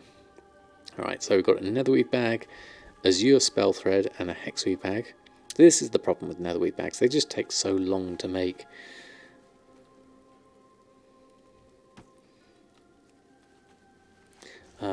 Accords are all a profit on my server. None of yours are, and you haven't had feels like weeks. I know the Accords are doing particularly well since there's been a reset over the last week, and the price has held, which has been really nice. I feel quite lucky at the moment, considering all things considered. All right, Zimpao, good afternoon to you. The hoodie came this week. Looks great. Fast shipping was a surprise, about 4 to 5 days. Oh, fantastic. I'm glad it worked out. You'll have to send me a picture on Twitter or something. I'd love to see how it turned out. You never got into the mission table goal making in any expansion. The setup overwhelms you every time. We'll check tomorrow. Okay. And Erin Houston, thank you very much for the follow. Hope you're doing well. We're just listing up all of my enchants and tailoring and cooking bits and pieces that I've just made. Now this is one thing I need to sort out, my cooking operations. This is why I haven't posted my paste bins, because I still need to go and fix these. I'm still using multiple operations for my cooking. I really only need to do one now that the auction house has changed. It's kind of lazy on my part, to be honest. But it still works as it is, so that's why I haven't been in any particular rush at the moment. So that's all that posted. So I think it's now time to go on over to Awakening and check on alchemy. Now, if I remember, I still should have some leftover Silas proc. So what I'll do is I'll just very quickly check my auction house situation and see if I need to restock on anything first. US stock congress is just full of folks who immediately tank reset markets to normal levels, always set to something nice and round, so it's likely someone not interested in the auction house game anyway. That can happen, certainly. It all depends on the mentality of the people posting up, and every person is different and they'll have their own reasons. Wasn't there an add-on that could tell you what an item could disenchant into? Well, TSM will do that for you in the tooltip settings. It will show you destroying info. Right, let's go into this. Excuse me if I just focus on everything quickly for the moment. I want to, so order of the play here, if I've still got a little bit of buff left, I'll go through and I'll check my auctions. Yeah, I've got 6 minutes left, so I'll just check my auctions, see what's on, and then I'll try a quick restock if there's anything I need to restock on. Just a couple of different bits and pieces here. So gathering wise, I should have enough for this. So I'll make greater flasks of the vast horizon. Go through these first. And then I'll go through the superior battle potion of agility. Then I'll probably just go and double check on my gold and my sales. There might have been some expires, just in case there's anything I've missed. I'm also tempted just to carry on making things here, because there'll be things like abyssal healing potions, which sell pretty well anyway. I might as well use the proc whilst I've got it. Greater flasks, endless fathoms, that one's gone below profit margins, but the undertow's pretty good at that one, so I'm just going to add in maybe a few of these. I don't have all the Zenithid I need for this. Okay, so I'm slightly limited in what I can make here anyway. Abyssal healing potion I can make 36, so I'm really low on Zenithid, so I'll just make abyssal healing potions for now, as that's easy enough for the moment. I used my Brutal Excel, and tonight you made the gold you needed to get back on track for your deadline date. Oh, fantastic, Rose, this is your second one, isn't it? You spent it all when you bought your 2 extra accounts, but now you're back to 600k. Fantastic. It's amazing once you've got the account sorted that you can make more than enough gold back. Am I selling Potion of Luck? I do occasionally sell it. I don't know if I've got it on this character, whether it's on my other one.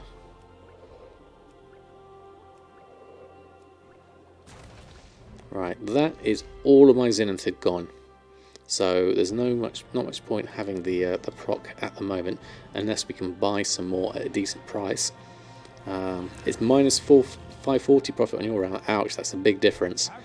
Let's have a quick look shopping wise, just in case Zenithid has dropped in price. It's been quite high for quite a while. It's been in around 70-75 gold. It's dropped to 69 gold. That's slightly better, really.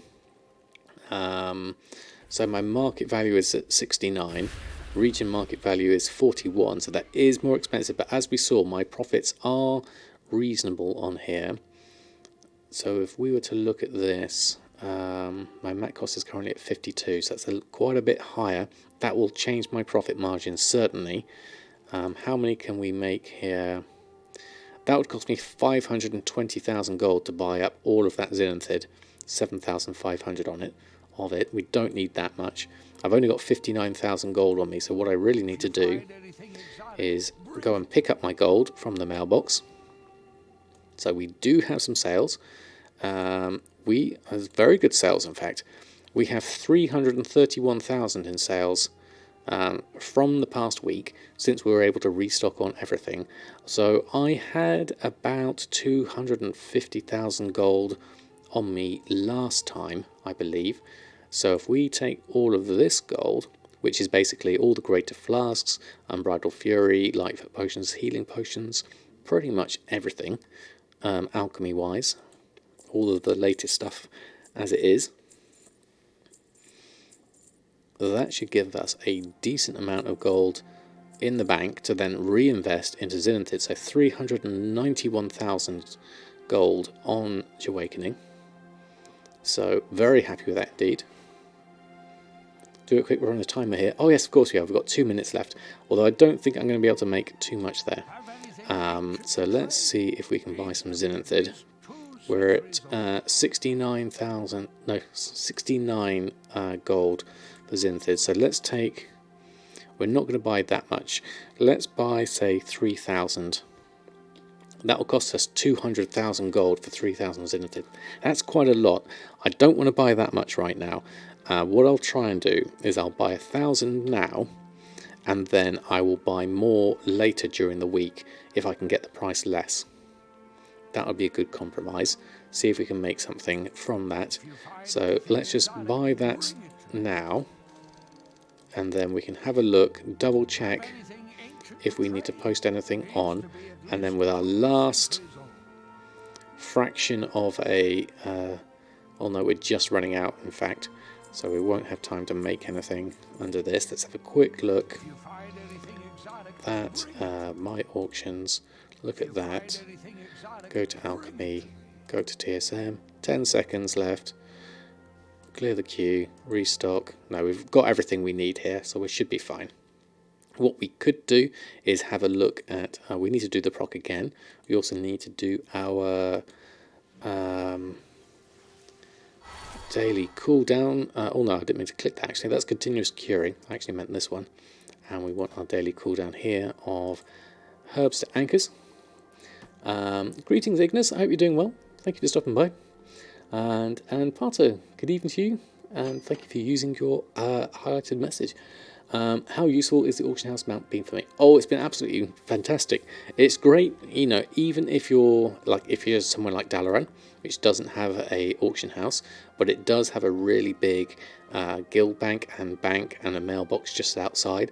It's so handy just to stand here and pick things up. Yes, I could go to Booty Bay and have everything close by, but this is very central for me to be able to pick up materials that I might need, or go over to Stormwind, and I can half here, and it's just really, really handy.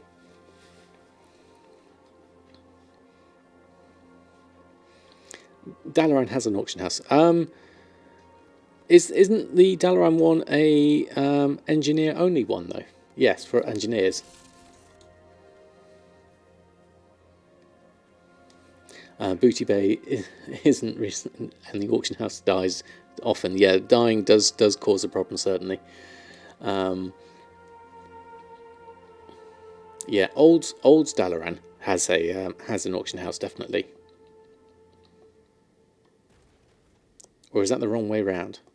Where's the auctioneer? Because it used to be, if in old Dalaran you'd go up to the where the priest order hall is where you'd find the auctioneer there.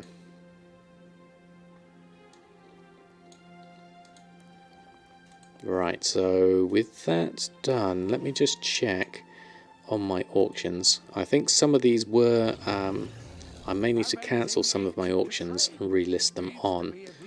So let's just run a cancel scan, as I don't have too many of these at the moment. I have been undercut on a few things. There are some things that have gone below minimum price now. Now that my price of Zinanthid has come through at higher, my potion profits aren't as high, so that's going to be interesting, certainly.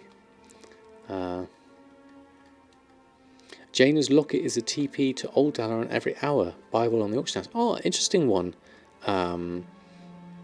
Interesting, Rose. That's good to know. The engineer trainer area. If you find anything exotic, bring it. There we go. So we go there. But that's only for engineers, isn't it? Is that fast? I thought that was quite slow for my cancel scan. So I mean, I am in Dalaran, and my lag isn't too bad. But I am using the scroll wheel as well. Oh, is it not? Okay, let's have a look. Let me just work this out. Where are we? Where's my... oh, I'm on Awakening, that's why. My icons were different. So, engineer training area is... Hold on, let me just work it out. This one. In here. Engineering trainer. And then... Is there an auction house in here? I didn't think there was.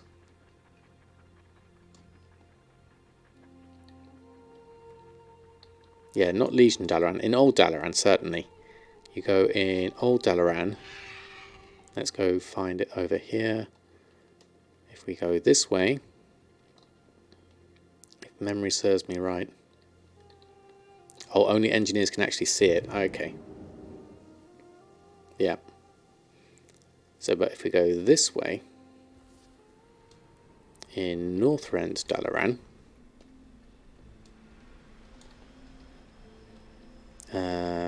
Storm Shield? No. this side. Wrong side. There we go. Old Dalaran. That's the portal to Dalaran there. Crystal Song Forest is the one we want over here. And we'll go over to... Hold on. There we go. This one. I've been going here quite often just to try and double check my map for the for my new intro. I was trying. Me and my son were going through it about all the different things I'd missed in my intro video.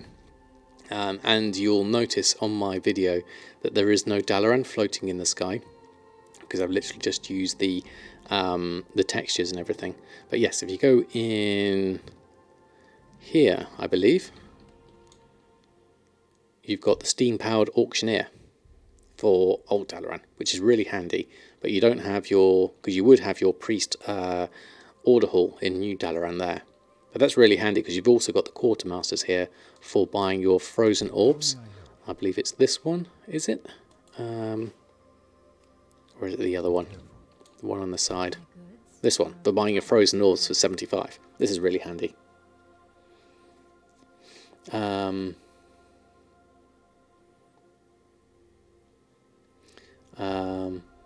You can use the same one you visited as well, can you? Okay, let's go have a look. So if we head on over, let me just get my bearings, and we'll go down here onto engineering. So in here, yes, you do have the auctioneer here as well. Excellent. So you have 2 auctioneers in here. Fantastic.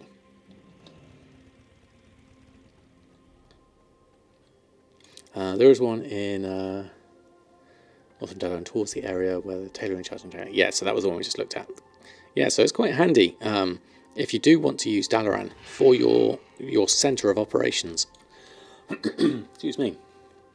Because you've still got the mailbox and the guild bank and the auctioneer all nearby, really.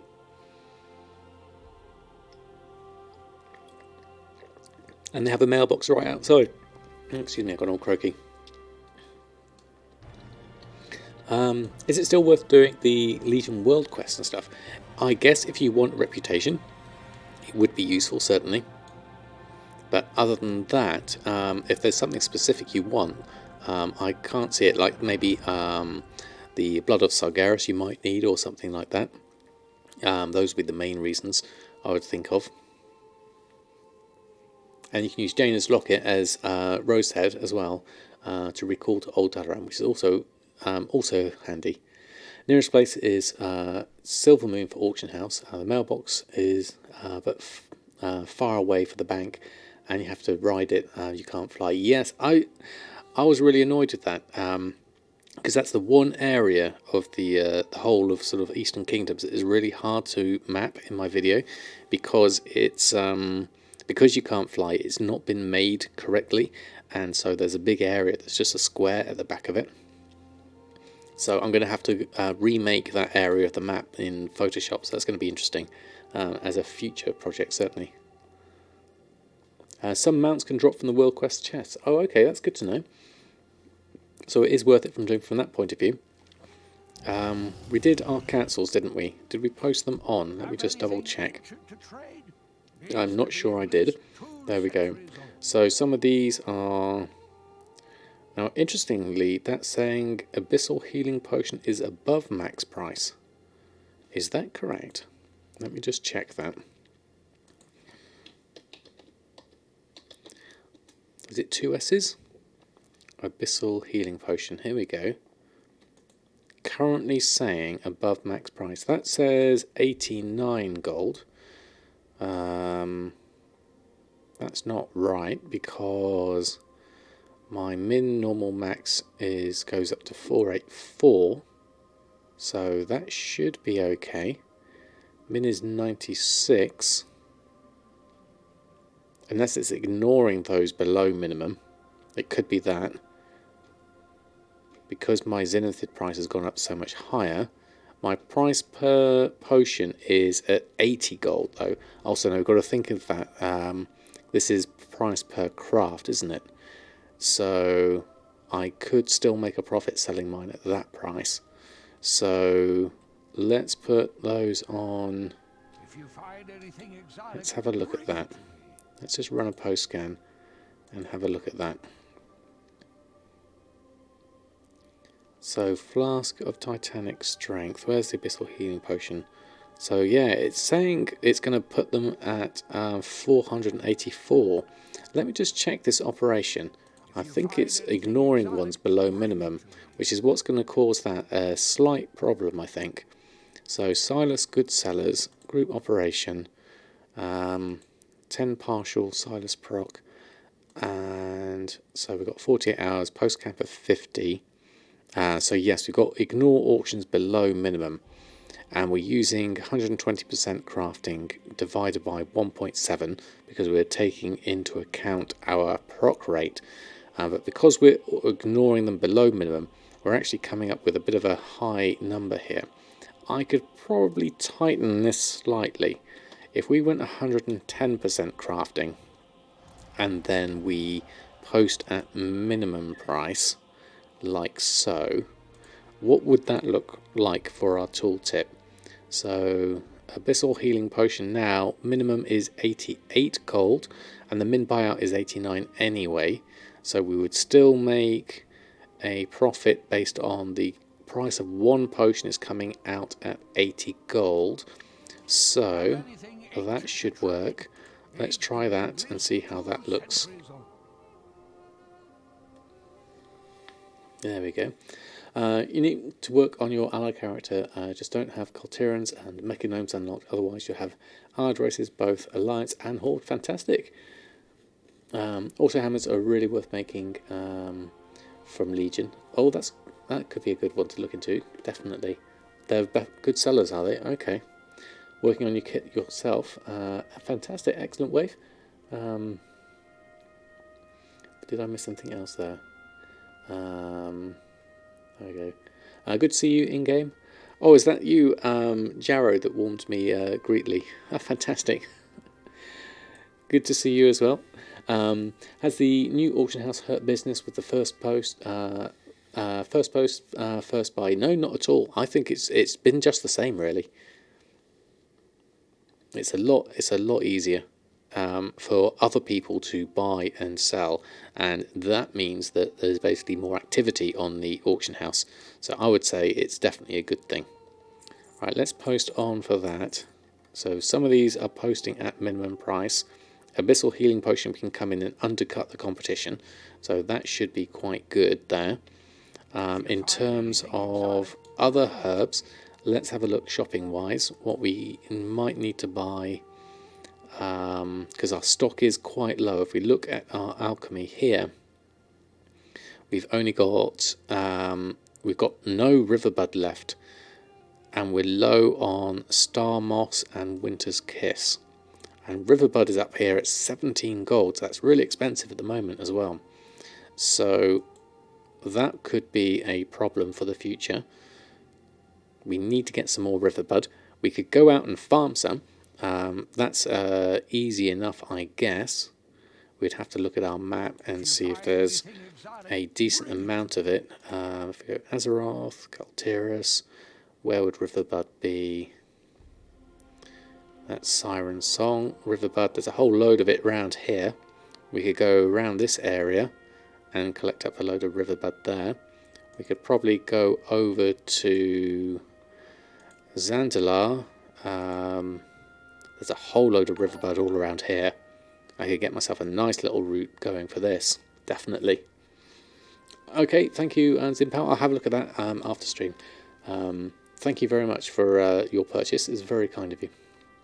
And Little Gumby, thank you very much for the follow. Hope you're doing well. Welcome on board. You am indeed. There's nothing wrong with that. We are your gods.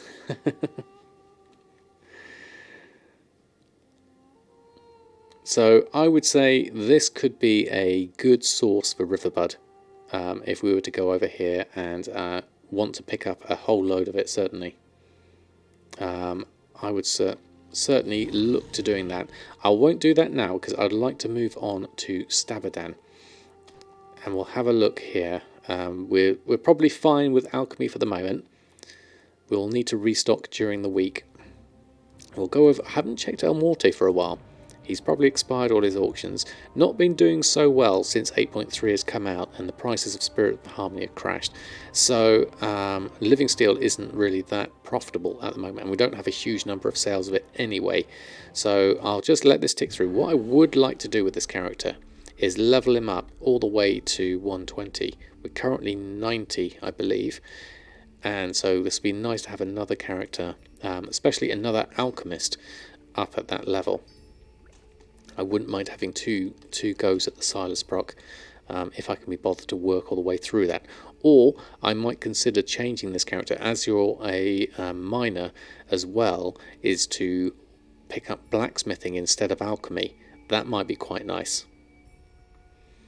That's another option to think about in the future, as a way of getting another 120 easily enough. But we do have 38,000, so we'll carry on with that for the moment. I'll run a post scan on this lot. You don't sell that much stuff, just a small-time gold maker, only made 1 to 1.5 million a month. That's a decent amount though, certainly. Certainly not to be sniffed at. Only, exactly. Why has Spirit of Harmony crashed, do you think? More people farming the Vale for moats or Alani or something? I think generally because there's the whole visions, not the visions, the whole sort of like 8.3 stuff going on. I think there's a lot more people around, and so they are going to be picking up things like Ghost Iron Ore and everything.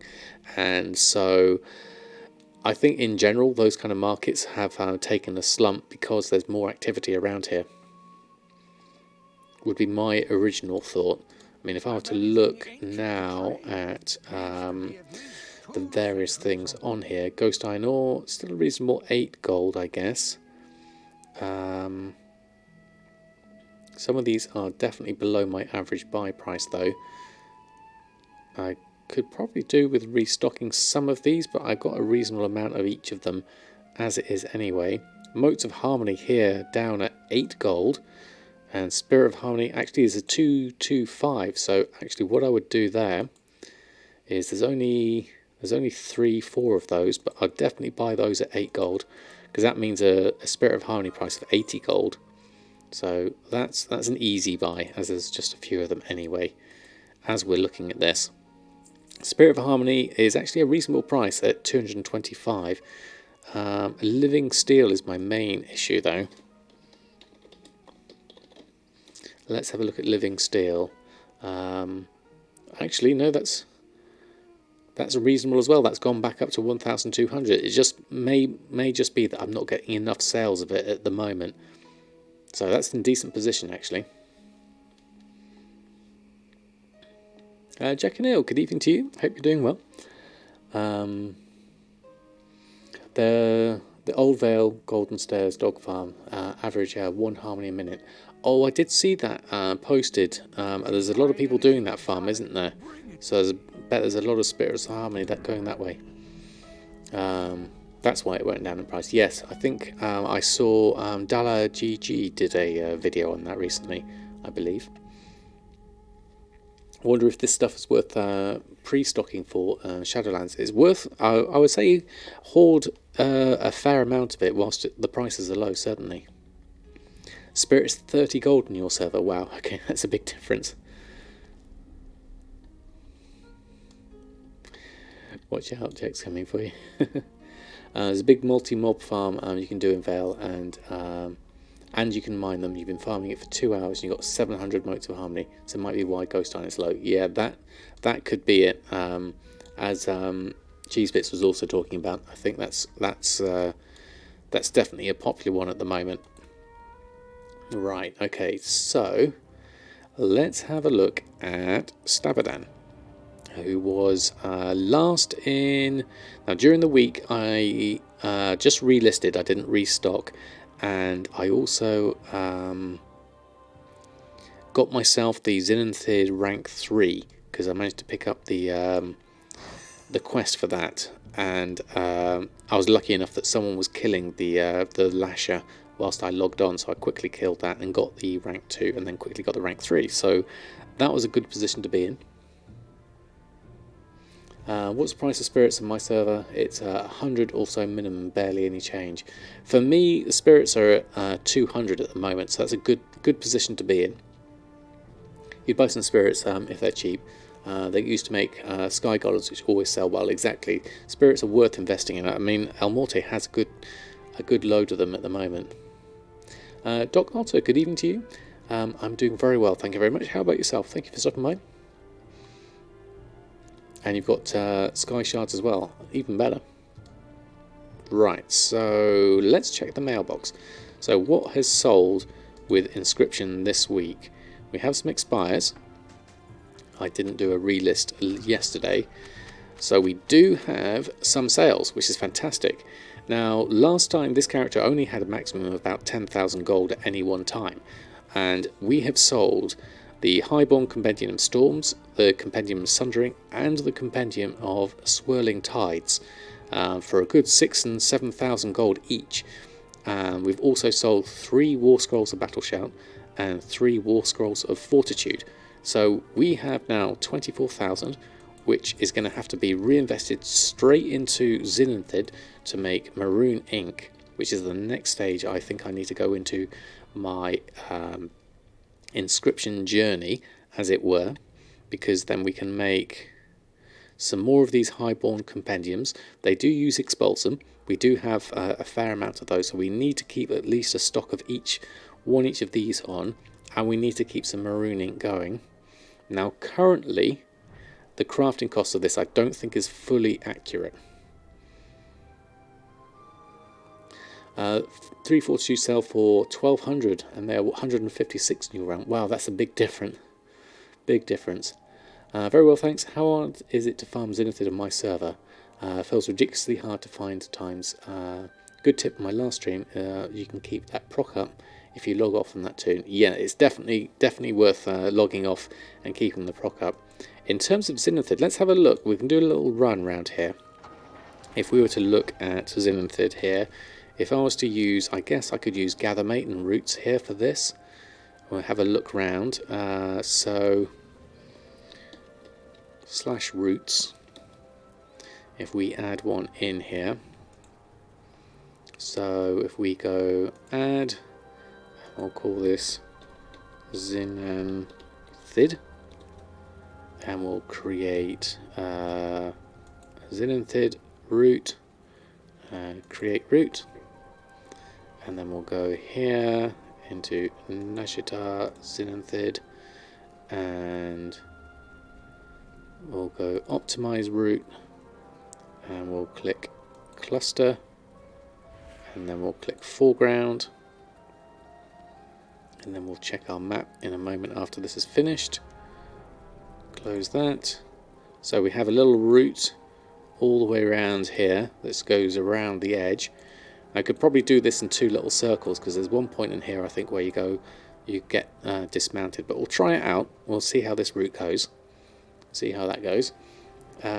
So we should be able to see this on our map if I head on over that direction, and we'll just do a quick loop and see if we can get some sense. So I've recently got rank 3 of this, so it should be interesting to see how easy this is to farm. I'll just start here and I'll follow my route round and see how easy we can pick some up. Obviously we are now on a Sunday evening, it's prime time, so I'm expecting a fair amount of people to be around. There's one, but it's up at the top, and we've dismounted. Okay, so this is the problem of following the route blindly, is we can end up going into areas that are harder and above ground, or below ground rather. So let me just test this out, and of course we're going to get ourselves into combat as well, which isn't too bad. We're fairly well geared, although this tortoise is quite tough. I've just added in an extra one, so that's probably not so good. I shouldn't have dotted the there we go. That's done. We'll do that also here, and we'll take off and we'll carry on. There we go. Okay, so let's go along here, So what's that root add-on? This is called slash roots. Oh, there's a fathom ray attacking me. Or it's just called roots, the add-on. And it ties in with gathermate and gathermate data. And it adds a really nice path for you to follow, which on the whole should work, but in Nagitar I've never tried it. But this will at least give me a basic route to follow. There we go. I'll go around this way. And we'll just try and see what kind of routes we can follow. And this one goes all the way down and then all the way back again. I'm not sure how efficient this part of the route is, but we'll have a quick look just to see if there's any there. No, I'll go back up to the top. Your other add-on you use is Farm HUD. Yeah, I saw Records was using that as well. It's quite a handy one, that one, Farm HUD. Worst add-on in that, your opinion? Yeah, some people like it. I don't use it out of choice because I find it is a little bit too obtrusive. Right, I don't know if I can fly around this area.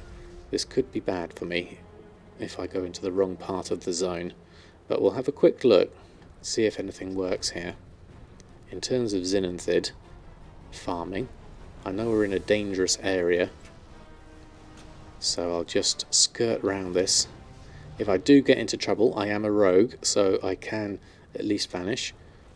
There's one there.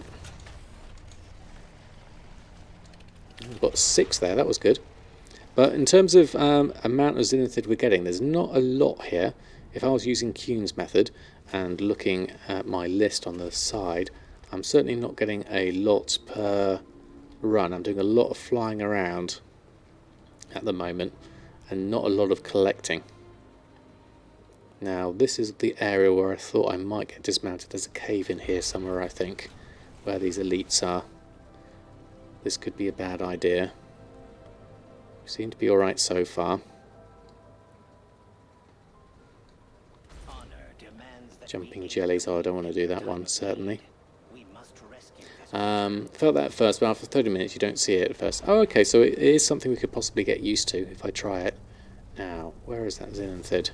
That's the problem with Nagitar, is not all of these things are going to be in the right position. I don't think I can see that here. Is that going to be down underneath? No, that got me, unfortunately. Let's try a... Where's my vanish gone? There we go. Let's just get out of the way here. And then I can remount. That'll be easier. There's some Xenonthid here, though. We'll take that, and then we'll carry on. Okay, we'll ignore that one there. Lepsy, how are you? Good evening to you.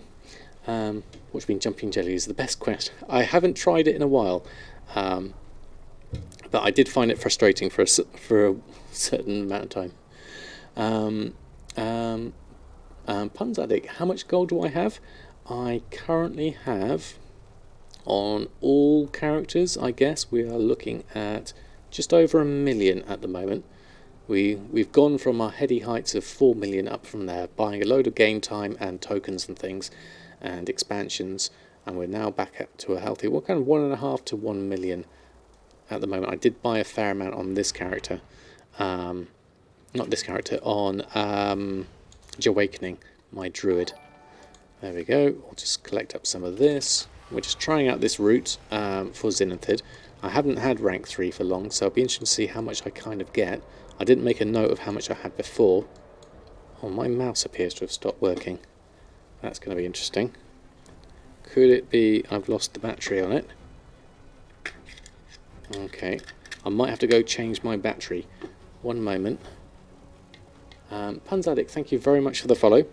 Whilst my mouse is dead, bear with me one moment. I'm just going to go and have to find another battery. F for the battery, exactly. My poor wireless mouse. I'll go and see if I can change it. I'll just see if I can swap it out. Is that any better? No, it looks like it's dead. Okay, hold on one moment. I'll just use my trackpad. You can have a, for those that missed it, I'll go back to my stream starting soon screen, and for those that missed it, let me just turn the audio off there. and I'll be back shortly.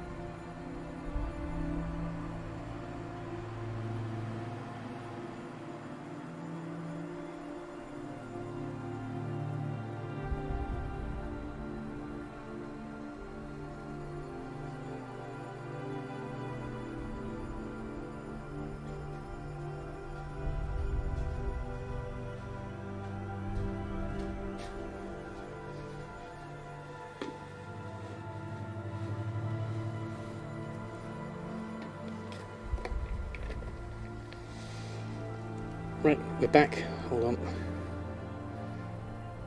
Where's my mouse? Oh, I was trying to move my mouse and I realised I hadn't put the battery in yet. Let's try that again. Ah, there we go. Fantastic. We're back. There we go. One battery later. There we go. What did I miss? Had to go all the way upstairs.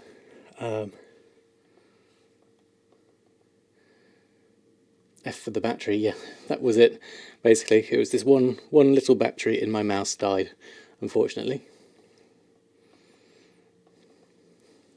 Hi there, late entrance for you. Hey Darkwing, how are you? Thanks for stopping by.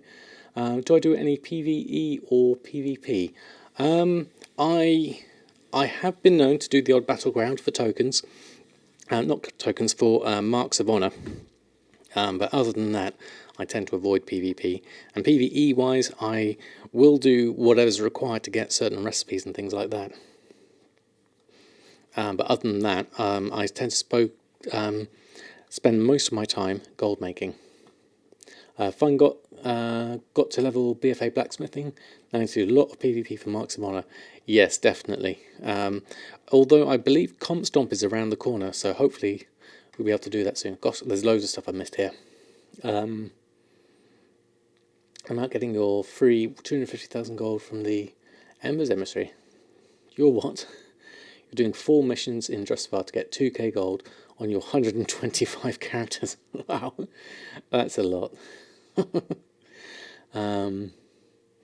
Is it free going to take you 3 days to do? I don't think the maths check was that. New splash screen is just as great. Well, thank you, Nuovin. I spent a lot of time working on some R&D on that one, and I'm really pleased about how it turned out.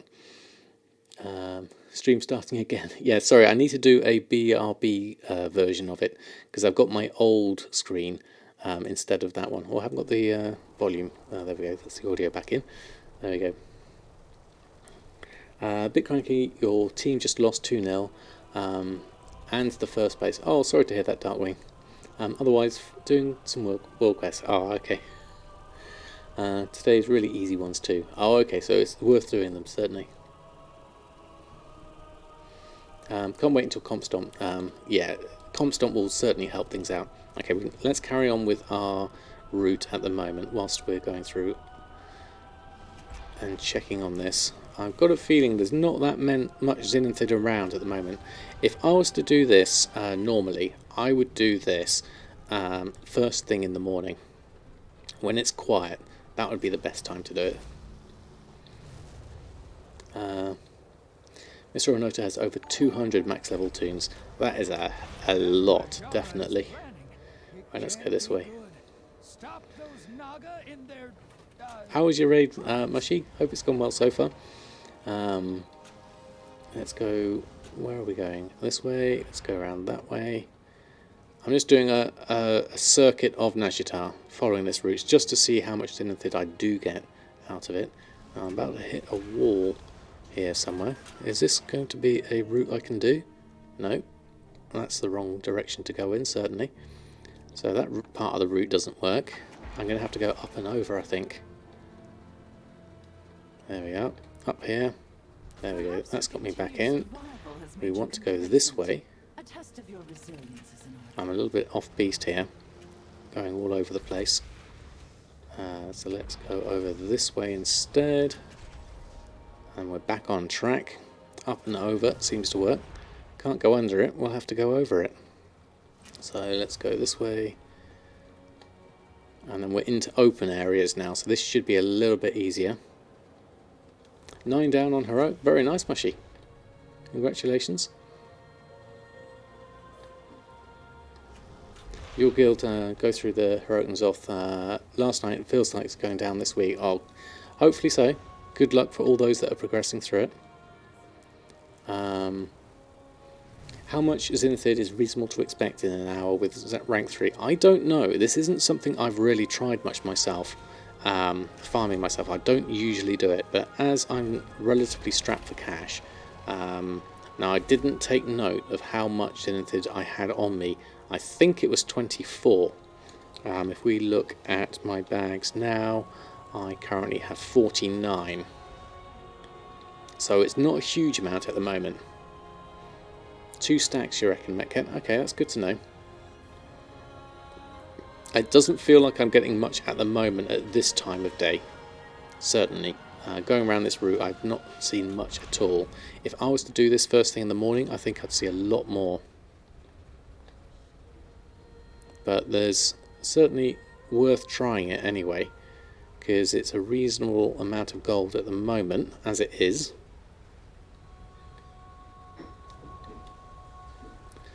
Two sets when competing with a raid team of druids. Right, okay. Yeah, that is quite a lot, isn't it?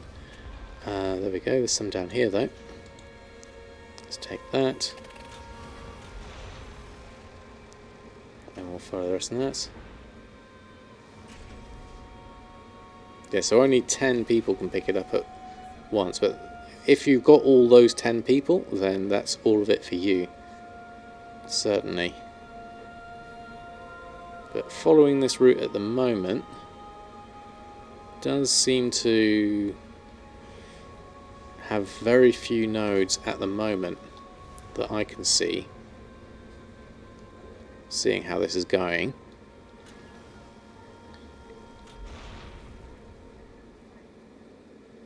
But I can't see much appearing just yet. I'll keep doing the route, I'll follow it all the way around. It may be that I'm competing with someone else who's following a similar route and they're scooping it all up before me. That's certainly possible. But from looking at this, I want to avoid actually dying on anything here. So we'll just follow it around. So that Oreo's coming back.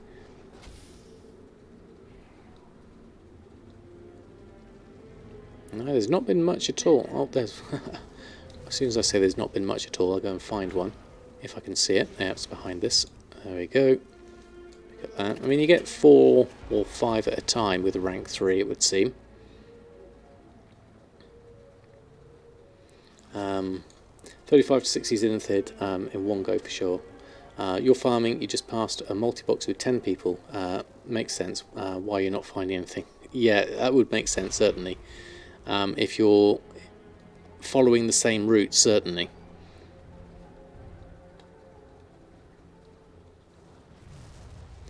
Someone just listed 57 Felwart for 40 gold each on your server. Very nice. Collect that up whilst you can.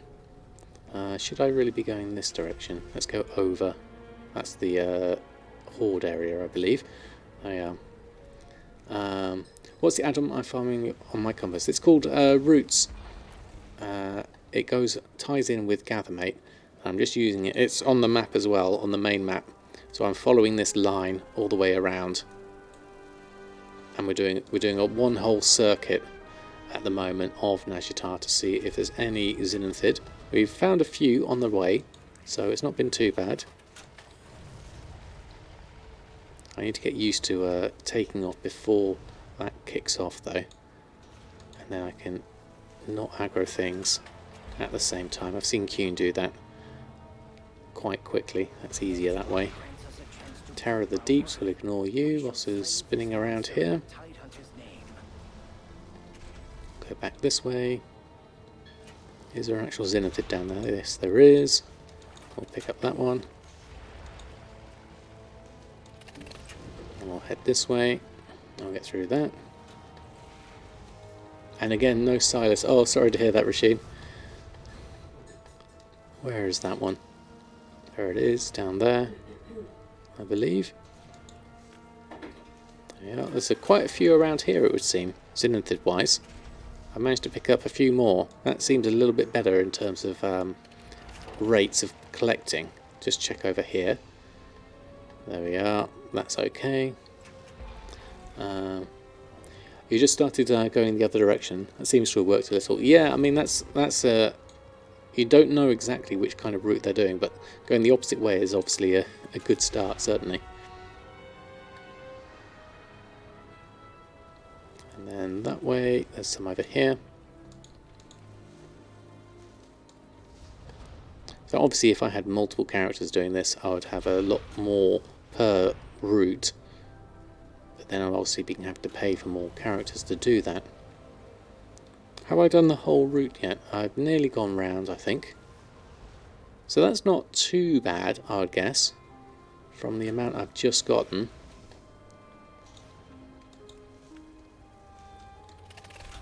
I go this way, head down here. See if there's any more. The open areas up here on this side of Nashita do seem to be easier than the other ones. Where's that one? Can't see it. Oh, right next to this. Might have to get into some combat for that one. No, managed to avoid it. There we go. Mine's 2D. Thank you very much for the follow. I hope you're doing well. Go this way, go that way. And when do you feel comfortable buying massive amounts of mats? Is it just expensive thing, or you just more of a pots with Zenithid well, and the prices are okay good right now, so I'll buy it en masse? It all depends on how much gold I've got. I mean, with when I was starting with alchemy, I couldn't buy as much as I wanted to, so I'll just buy a small amount to start off with, and then I slowly built it up from there until I got comfortable with this kind of like the amounts I'm buying. If I was buying it up and I was running out of all my gold, that's when I'd be slightly more concerned. I'm sure I saw one over there. No, it's gone. Yeah, there it is. Wherever it is. Somewhere in there. There it is, around the corner. I knew I saw it somewhere. See, this is tricky with the caves going up and down and around. But apart from that, this route's not too bad from looking at it. I think I'll finish it at that point, see how I got on. In terms of that, we are now up to 99 Zenithid. I think I had about 24 before that. So that's worth to me at the moment 6,600 gold. I would say, looking at all of those, at 69 gold a piece. So that's not too bad for a little run around like that. I would certainly be tempted to do that first thing in the morning when it was a bit quieter. But what I'd really need to do is actually buy some. I mean, it is really expensive at the moment for me compared to other servers, certainly. It's on your server as well, is it? So I'd certainly consider farming that. That's for sure. I mean, in terms of how much can I get out of that at rank 3, let me just check that. We'll go for a maroon, mass mill Zenithid. We can only mass mill 4 of those, we're just one shy of that. So let's do that. And how much maroon ink can we make out of that? 3750 we can do out of that. So we create all of that. Probably need to just swap over to our crafting gloves, actually. I wish there was some way of automatically doing this. So we'll go over to these are those. That's a trinket. Why am I not wearing that trinket? Oh, we've got better trinkets. That's why.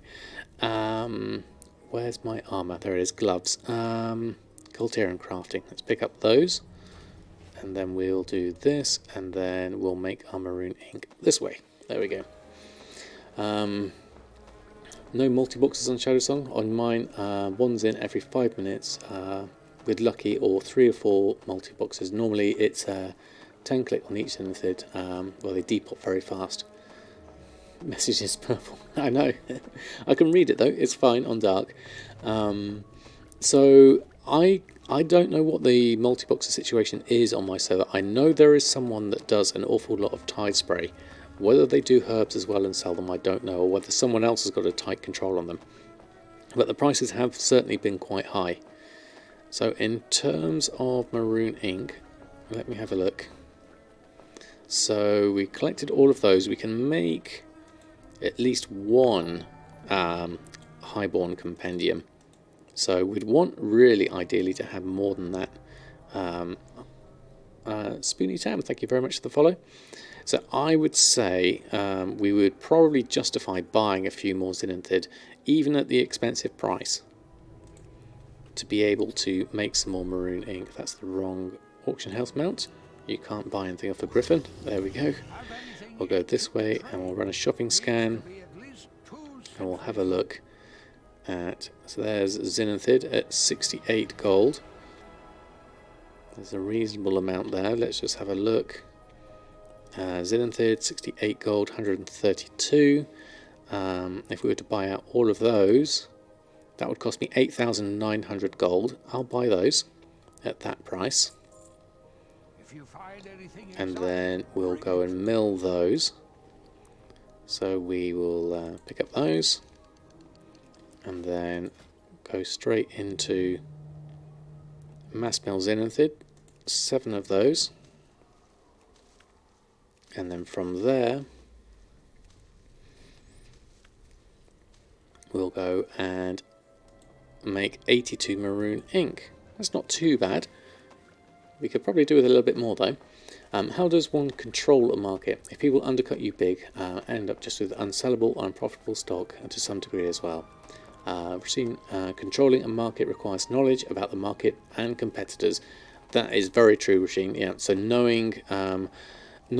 getting an idea as to what kind of stock levels your competitors might have and what their behavior will be if you start controlling a market, and then looking at your own stock levels and knowing that you can do something with that item, or at least do something different with that item, or you're prepared to hold on to it for a longer period of time. And yes, knowledge is definitely power in something like this. It's if you've been in that market long enough, you tend to just understand it instinctively, and so you will know when something's a good price or when it should be higher for your server. And obviously every server is different as well. And controlling a market would mean controlling all the mats leading into that market. So say if it was enchanting, in controlling all the enchanting mats plus the tide spray, if you could control the prices of all of those, then you could keep an eye on the prices of the enchants. It never feels great to be a farmer on mega servers, to be honest. It feels like you're spending twice or 4 times the amount of time to get what a farmer did on a mid-pop server would get in an hour. That's a good point actually, Will, because given the prices being so high, even on one character, I'm not even multi-boxing here, I can still make a reasonable amount of gold, even if I was just to sell those Zenithid I just collected up. So there's definitely options there, certainly. So we're now at 2 highborn compendiums we can make, 134 marooning. I don't think we'll need a lot more at this point though. Reaver's Dicks, thank you very much for the follow, hope you're doing well. Let's go through and buy a little bit more. Even you have had some thought on multi-boxing farm herbs. Yeah, I would certainly consider it, certainly. What's my bag add-on? It's called Addy Bags. And I'm also making use of the TSM add-on that goes with it, which will categorize my my items by my TSM groups. So if I look at my bags here, you can see I've got a transmog group and they're all listed in there, and I've got a WOD herbs group and they're all listed together, so it's really handy for that. Right, so more Zenithid here at 69 gold. So let's buy, well, we've got 17,000 gold, so we've actually got some gold reserves now. So let's turn this gold into more gold. So let's buy another 100. cost me another 6,000. That will do us for now. Sea stalk's actually quite cheap. If we were looking at a herb to mill, compared to all my other herb prices, oh no, Siren's Pollen's at 8.49. It'd be nice if it was under. Yeah, it's still quite high compared to my average buy price, so I'll leave that at the moment. I'll just focus on the Zenith for now. We'll collect this up and we'll work our way through everything. So we're basically mass milling at the moment. Let's actually make this a favourite. Let's mass mill, set that a favourite, and then maroon ink, let's set that as a favourite, so we can do the two of these close by each other. That'll make that easier. And then that will get another 68 of those. There we go. Since there's 65 actually on your server. Really? Okay. All your other herbs are around 5 gold. Okay, so that's similar. Anyone on Frostmane EU wants to sell me a bulk of Zenithid at a reasonable price? Yeah, I mean, if we were to look at the Undermine journal, let me just have a look. And let's go on over to the Undermine journal. And if we were to look at Zenithid at the moment, and the kind of prices across all of EU at the moment, let's have a look. Let's scroll down to the server. Where's the server spot chart? Where's it gone? Has it disappeared? There used to be a chart that had all the different server prices. Has that gone?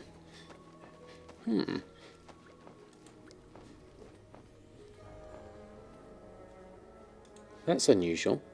Let me just check on something else. Let's go for anchorweed. That had one. No, I can't see it. Check the chart at the bottom, the last one. This is the last one.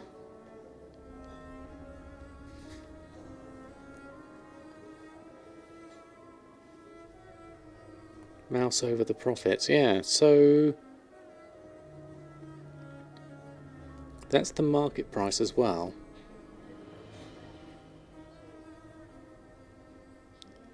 I remember seeing a... Where was the graph with all the spots? All the dots? That's the one, is it? Last seen an hour ago. Has this changed? Let's have a look here. Because it used to be in terms of population. Current regional prices. Okay. They just changed the look of it. Okay. So Shadow Song is here. This is slightly harder to read than the one before, because it doesn't show you which one Shadow Song is on these ones. It could do with being highlighted or something like that. Let's just zoom in. Okay, so there's Shadow Song here. Market price at 63. Oops, didn't mean to click on that. Now I've broken it. Okay, I'm not sure I like the new look of that graph. It used to look better the other way around, the price population one. But there are certainly some servers here that are high in price, definitely. And what's the blue line on this? Price sorted by price and shows the price and quantity available. So this is the quantity available, is it? So that's got the most quantity, and that's why the price is lowest, I'm guessing. So Greymane, Chamber of Aspects, Durotan. Okay, Qyunes, Greymane. Where would be... There's a lot of cheap ones here. In terms of quantity... Okay, so they've changed the order. Rather than population, it's down to quantity. I can see that. Okay. So if I was to look for a decent one here, Twisting Nethers here, Is blue the price? Okay, oh yes, that is market price. Okay. So, oh, right, oh, I'm the wrong way round. Okay, right, thank you. Red is quantity. Right, I was looking at that and getting completely confused. Right, okay, so it's ordered by price, not by quantity. So the highest price is up here. And the quantity is down here. So obviously, okay, that makes more sense. Less quantity and the price is high. And then some of these have got a huge amount of quantity, but the price is reasonably high there. So what's the average range here? We've got like 119 all the way down to about 58, and then the extreme ones down here, Blackmore, Twisting Nether is there. So quantity 26,000, market price 44.99. Okay, this is, we're looking at anchorweed. If we were looking at Xenanthid. So let's go back and re-look at that graph. I'm just having to relearn looking at this graph because it used to be the dot plot graph, which is much nicer. So if we look here, the price is 19 gold on Blade's Edge. What's got a huge amount of quantity? So you could, in theory, go to Kel'Thuzad and buy out a whole load, because I know Breg's on this server. He could buy out a load of Xenanthid, 21 gold, and then go over to a server like Shadowsong, which is all the way over here. Where's Shadowsong? Qyunes Shadowsong here, where the quantity is 18,000, but the price is 68 gold, and sell it all there. So there's options here, definitely, if you were to look at this. I'm still trying to get my head around reading this this graph. It certainly isn't as intuitive as it used to be in the old format. But I guess with the fact that the population is no longer a thing anymore. Stuff is guild bank full yet, and do a guild transfer. Yeah, there's certainly an option, especially looking at the quantity that is available here, like 283,000 on Kazakh, and it's 25 gold. If you were to take that and sell it over on one of these servers, especially something like Shadowsong that's down here, there would be options here for selling stuff, certainly. So in the meantime, we can at least make 3 more highborn compendiums. So if we look at our restocking of what we've got at the moment, restock selected groups, we can make 1 each of the highborn compendiums. We also need to make some war scrolls of battle shout, which needs some crimson ink. So let's have a look what we can do for crimson ink. Crimson ink, we can actually just make a whole load here already. We've got the pigment as it stands, so let's just make a whole load of that at the moment. Just because that's the current price doesn't mean it sells at that price. This is true, but looking at my own self as an example, I have been buying Xenanthid even at 69 gold. So I would be, given the price of potions on my server, I would be happy to buy the odd 1,000 Xenanthid now and again. So if there were other people in my position on my server, and someone would started posting a whole load up at 50 gold, and they had originally got that at 25 gold, so they're at least doubling their money by coming over here. If they've got the volume, they could certainly do it. Because you can drip feed it into the market. You need to be careful not to tank the prices too much, though. Exactly. You'd have to be careful with it.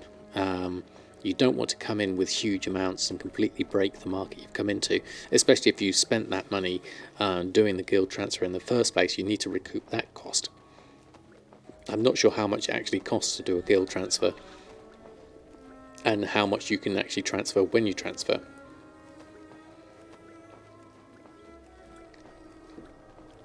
But these are interesting tactics nonetheless that can be done by the canny gold maker if you've got the resources.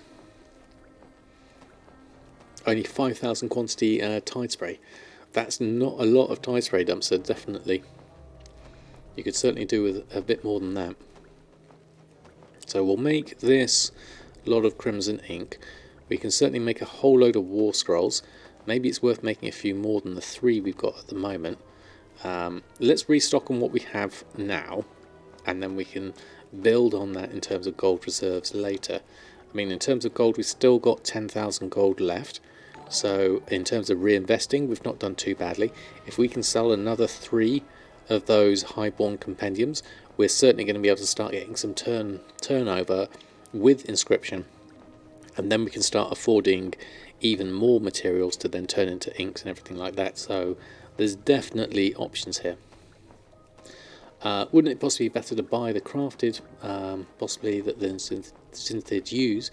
If you're happy to buy and still make a profit, then it's an extra margin, depends on the stack sizes of the transfer as well. That's a good idea actually, Noravan, sorry. It depends on how much you can carry with you, doesn't it? Because obviously all those raw mats would be more. Maybe you could just do a mix of both. That would be my next option, certainly. Right, so we should be able to make all our things for our restocking. It's telling me an estimated profit of 12,000 gold, so that would help definitely in getting myself into a stronger position with inscription. Looks like it's got stuck, so let's just try that again. There we go, and then we can get each of these 3 made. Highborn compendiums, and we'll list these on, and then we'll get ourselves into a decent position in terms of gold making. So we'll go here, and we'll go there, and we'll run a post scan. Oh, I've still got a whole load of transmog that I don't think's doing particularly well. I may end up just selling that in the end, because the posting fees aren't that good really for the small amount of, and it's not particularly amazing stuff I'm selling anyway. So I might end up vendoring that. I'll give it another run or 2, but I'll leave that as it is. The main thing is the highborn compendiums. If I can sell those, that'll be really good. The contracts, we're not doing too well at, because I haven't got the latest ones. I'm still working on my reputation from that point of view. We still need Honoured in Order of Embers. We need Proudmore Admiralty. We need to do... Well, we're Honoured with Waveblade and Cohen, actually. We should be able to do something with a contract on that front. I haven't actually checked. Let me just have a check of this. Unlearned. Contract and Cohen. We need to do this. We need to be revered. Okay, for that. And then there's the Rustbolt. There's the other 2 new ones, Rajani and Uldum Accord. So it's probably worth getting those for a little part of it. What else have we got here? Vantus runes I haven't looked at yet. I've got no idea if they're actually worth doing at this point. I guess Nyalotha. I've actually dropped in Nyalotha. Okay, so that's no good to me. I'm nowhere near that. There are some glyphs here we can have a look at. Discovery from stuff here. That's a drop. And Cohen supplies. I wonder if we could buy any of those. Blood contracts. I'm not sure about those. Not looked into those at all. And then we've got the tools of the trade, which allows the creation of blood contracts. Oh, okay.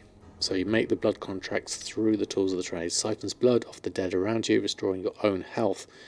Okay. That doesn't sound too great. Okay. What did I miss? You prefer to buy the raw mats as they're used in multiple professions if possible. You have looted 2.6 million gold on your main. You're guessing 80% of that is from Savage Blood Vendor golds. Wow, that's a huge amount from just one thing. You hit your 30th million earned on your main. That is amazing, Drizzling Rose, really amazing. Some kind of vendor shovel. You can catch elite wolves with a level 3 garrison barn. Each wolf gives savage blood, which can be traded and vendor for 50 gold in the bags. Yes, that was the vendor one, wasn't it? Yeah, I haven't looked into the garrison side of things too much, but this is definitely a specialist way of doing it, definitely. That's quite a lot of gold to do it, exactly. Do what works for you, certainly. So looking at this, I guess the only things I could really do with looking at is the contracts. And Cohen maybe, if I can get to Revered, but I am a fair ways off of that. Let me have a look. Character in terms of reputation, so Wayblad and Cohen. Oh, we're at Honoured already, so that's probably not too bad to do. If we were to look at what we've got, Storm's Wake, Tortollon Seekers, we could probably do with doing that actually. An Order of Embers, we could possibly do with knocking out a couple of world quests here. Tortollon Seekers is going to be useful for more contracts, and we are currently at Honoured on there anyway. Order of Embers is the last one we could probably do with getting a bit higher as well in terms of reputation, and that one is available, and we get a weapons cache from that as well, which could be interesting. Maybe you ought to go over and do that. Other thing to check here at this stage is to look over at my work orders and see if there's anything work order wise that we can pick up. There's a work order for some expulsum. What's that for? Ultramarine pigment. We get 5 expulsum for that. Well, that's worth doing. Let me just double check if there's no other contract work orders on. We'll check on this side. Nothing on that side. Okay, so let's head on back and we'll pick up that expulsum one. Let's go through there. Okay.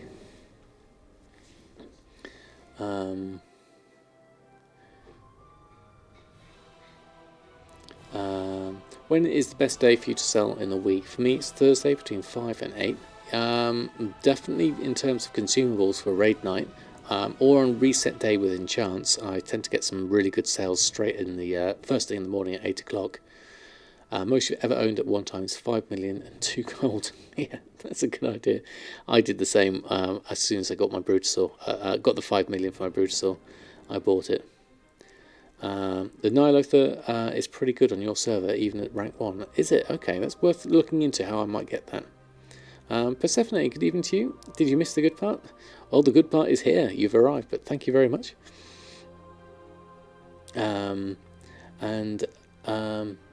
Ego Linus, how are you? What is the add-on that I'm using for gathering professions and farming routes? So I am using GatherMate. Let me just look at my add-ons here for one moment. So add-ons, I am using, where are we at? GatherMate 2 and GatherMate 2 Data. That's for giving me all the herbs and things on my map. So if I look at here, this is giving me the location of all the herbs, and the line is coming from the roots add-on, which is this one down here, roots, and I type in /roots and then I can create the line that way.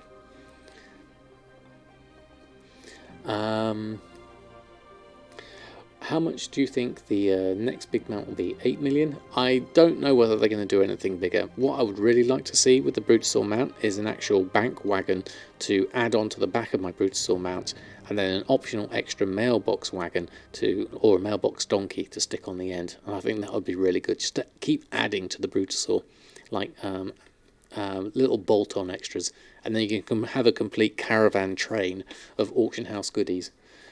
Trexenders, how are you? Good evening. It's going very well, thank you very much. How about your good self? We are currently just looking at what we can do in terms of helping Samadan with some reputation here. I think we could probably do with doing some Order of Embers to get ourselves both a weapons cache, because weapon wise I have a 390 and a 400, and I could also do with the reputation to get myself into from friendly here into honoured. I've still got Proudmoore Admiralty to do as well. Is there one for Proudmoore? No, Tortollon Seekers was the other one, which is certainly tempting to do as well. But there was also an Expulsum turn-in for Ultramarine ink, which 5 expulsum will be very good for my highborn compendiums, which we're going to make more of as they were selling. So let's do this, 20 of those for 5 expulsum. We'll collect those up, and then we'll head on over and head over to Order of Embers. Okay, so we'll get a flight for the start of this, actually. That'll be nice and easy. Let's just head on down here, and then I can re-chat at the same time. Lorenzo, thank you very much for the follow. Hope you're doing well. Mailbox should be a bird. That's quite good, actually. A good idea. Barely can see Oreo. Oh yes, he's off to the side, actually. I've got it pointed the wrong direction. He is... That's just about as far as I can stretch at the moment. I need to ask him to move back over this way. And come over this way, Oreo. Your audience would like to see you. There we go. I'll see if I can get him to turn around. Come around this way. There we go. Now lie down.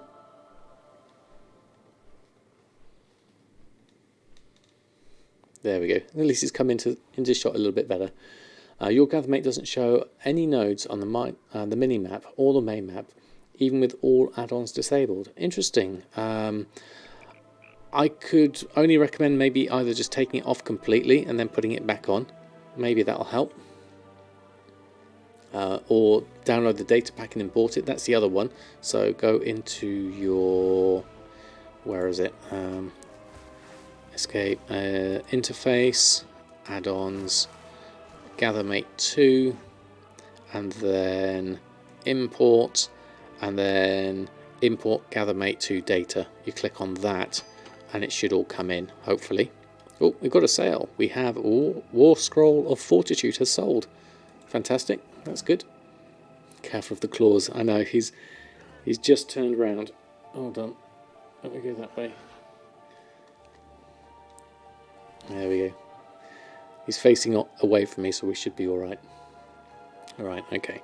So, whilst we're here, let's see if I can do this with a lift up, and then... So, Order of Embers. We want to do 4 of these. They should be quick ones if they're killing something, like this one here. I won't do those ones because those are slightly hard. We'll do Calligraphy whilst we're here. T for 2 is a quick one. We'll ignore that one. And Stone Golem. That's a quick one. And then... More valuable than gold.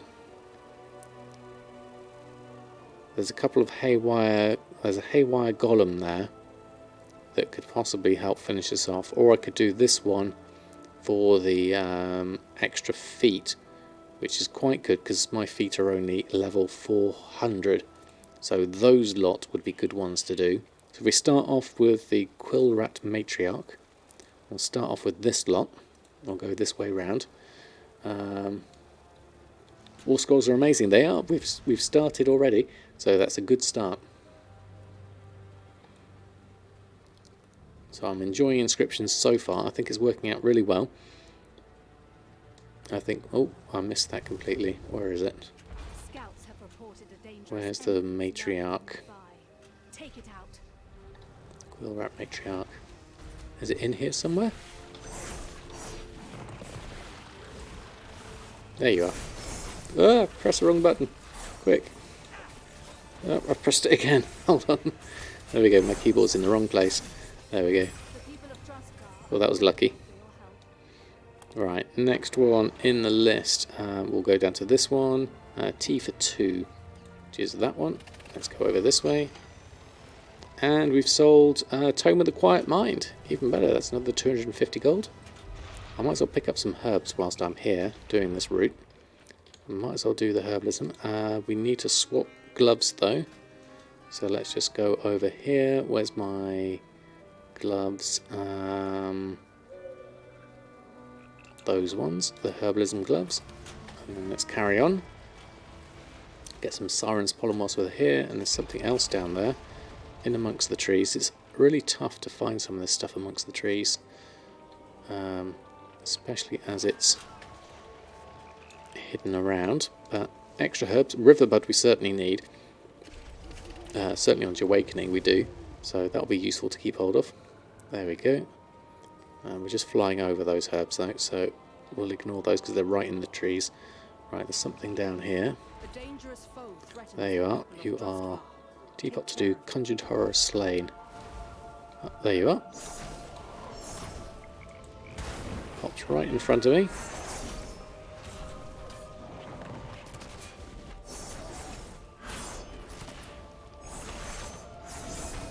There we go. That one's done. And then next on the list, let's go north to the calligraphy. We'll do that whilst we're here. Help out with our Tide Sage and our Tortollan Seekers. Always useful to do. Try and minimise our travel time, or maximise our travel time rather, and do herbs at the same time as everything else, as well as doing world quests, as well as getting reputation, as well as getting gear at the same time. So it's all working towards our longer gold making goals of A, being better geared, B, having more herbs and things, and C, having more profession things by getting all of the... Right, let's follow that. Using the helper, because it gets stuck under these trees. I've gone way off. Completely messed that one up. Don't think we did that very well. It went off. Let's try that again. Let me try that again. Right, let's try that there. Let's go around here. I'm using the tooltip a bit better this time. Went off slightly. That's better though. There we go. Couldn't have done that without the tooltip. Okay, next one is Stone Golem. You're right about doing all these Order of Ember quests quickly. It's pretty easy. Is there any future plans to increase a number of streams per week? There is, Stackham. I've been looking at talking with my family and seeing if I can get another one squeezed in. I'm hoping to try and do something on a Thursday if possible. I need to organise the logistics with my family. But I would like to stream more often. Certainly I did more streams before when I started doing streaming. But it did take its toll on sort of like family and energy, so I do need to be careful with my balance of that, certainly. But I would like to do more, certainly, in terms of both YouTube content and streaming. I would like to build it up and provide more and more tools, resources and things like that. Here it is, down here. I think it's just been killed, so we'll wait here for it. It shouldn't be too bad. Oh, did I miss Oreo's spending idea? 5,000 points, Oreo full screen, yourself on cat, so the size of the cat is present, 10,000 points for the close-up. That's a good idea, Darkwing. I might look into that one, certainly.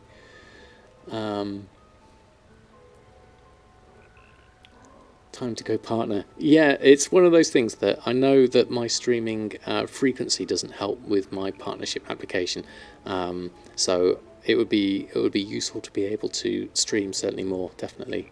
Kaido, good evening to you. You'll donate all your points for more streams. Oh, thank you, Darkwing. Very kind of you.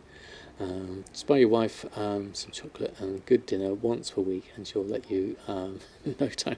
It's slightly more complicated than that, but I get the sentiment.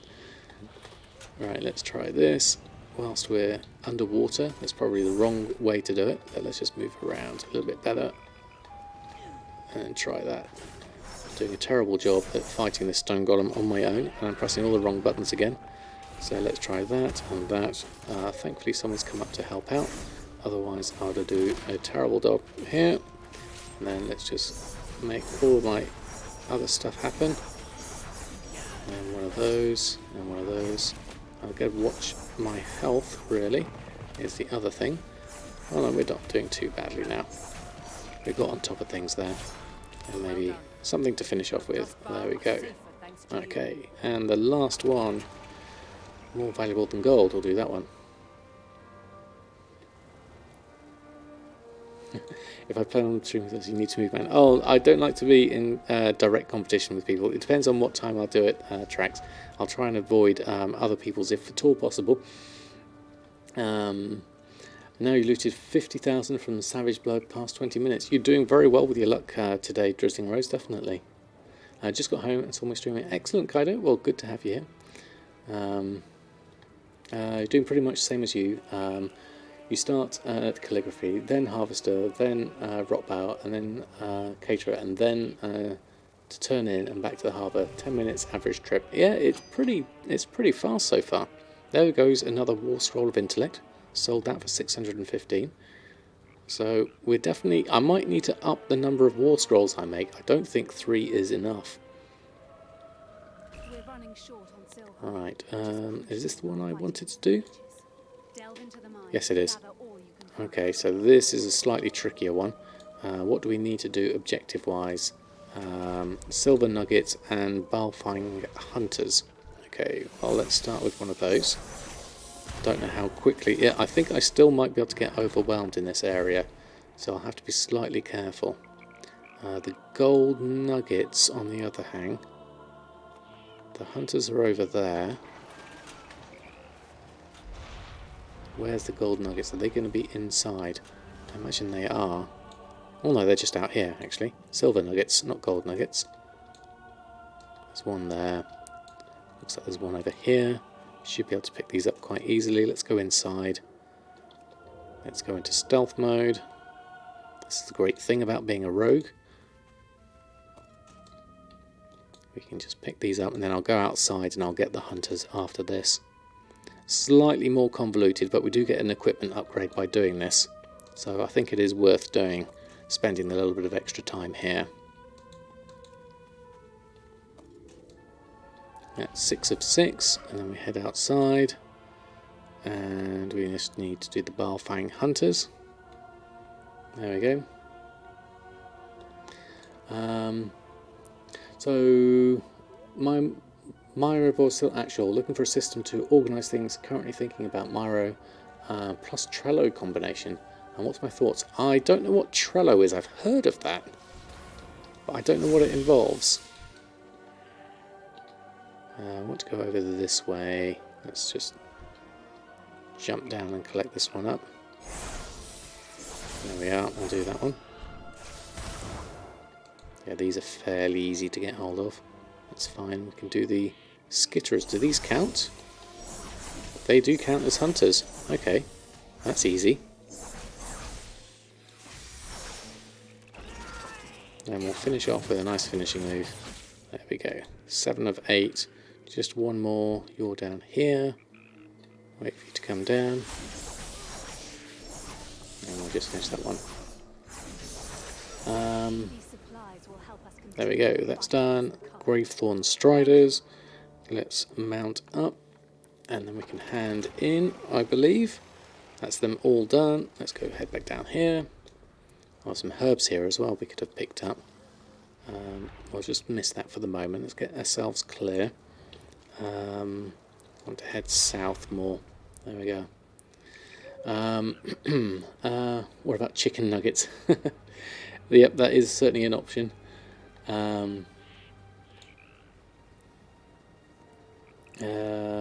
Talking about Discord. What's that? Favorite class and race. I would say I'm really enjoying playing my gnome rogue, but it will always be Samadan, my human priest, is the most fun for me. It's the character I spent the most time playing in all sort of 15 years of WoW. Samadan has been and always will be my main character. Alright, okay. Ooh, we got a dockyard mace. That also has some corruption. That's my second equipment of corruption now. Could this be dangerous, me to put another one on? Goblin Shaman, that's another one. Have I unlocked allied races yet? No, I haven't yet. So I haven't got access to any of those at all. So let's have a look in terms of equipment. So we've got some feet, was it? Yeah, that are 420. We can put those on. That replaces my benthic gear. And then we had a weapon, which is a 415 mace that should replace my dirk. So that's 400 and that's 415. That takes me to 411 item level. But that gives me a total corruption of 20. So we've got Grasping Tendrils and Eye of Corruption. Your spells and abilities have a chance to summon an Eye of Corruption for 8 seconds. I don't know what's a bad number of corruption. I haven't got my cloak at all yet. So that's something to watch out for in the future, is actually getting my cloak and going through those, going through the quests. 20 is manageable. Okay, you just need to step aside. Okay, thank you for that, because I really am not sure on the whole corruption thing yet. But I understand I should be able to cleanse this if I don't need to as well. As long as you lower than 40, you're good. Okay. I at 20 is essentially nothing. Oh, fantastic. This is music to my ears. So actually being at 414, well, 411 at the moment because I've got my old gloves on. It's an area of effect, so just move out of it and you'll be fine. Okay, thank you, Rishi. If you start glowing red, you've flown too close to the sun. Yeah, that's good sound advice, no, certainly. Oh, Oreo's sleeping. Or he's having a bit of an upside down moment, rather. He's getting a bit tired.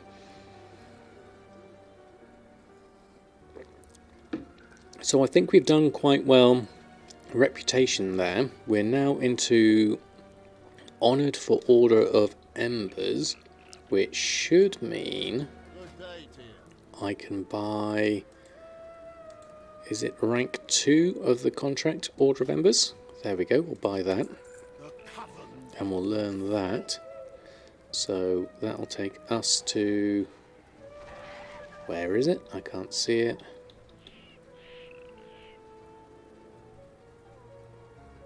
There it is, right in the corner. Eventually saw it. So your monk in your multi-boxer that's doing standstill farm is flying too close to the sun all the time. Luckily she has a few druids healing her at the time. Okay, that should work. That should keep you alive at least. So we are doing quite well in terms of that. So contracts, we have a rank 2. So Proudmoore, we still need a rank 2 on that side. Rank 3s need to come from, that's a Dressvar work order. That's from Stormsong Valley, another work order, and that one's from Contract Autonomous Seekers from another work order, and that one is a tricky one at 7th Legion Supplies, but we should be able to get the rest of those fairly easily. We do need to work on our Najatar rep and get that up. We're at Honoured, we need to get to Revered. We also need to look at Mechagon and the 2 new ones. That could possibly be something to look into, but in terms of time invested, I'm not sure how well it's worth us investing all that time going through and getting the reputation up for that, because I haven't done any of the cloak or the 8.3 stuff. So that's something to think about for the future, certainly. I just realised I'm sitting on the floor. Must have some good posture for that. It's not too bad, to be honest. I can be quite terrible with my posture, but this does encourage me to sit up properly. I am kind of slouched at the moment, so sitting up does help. I have been doing yoga.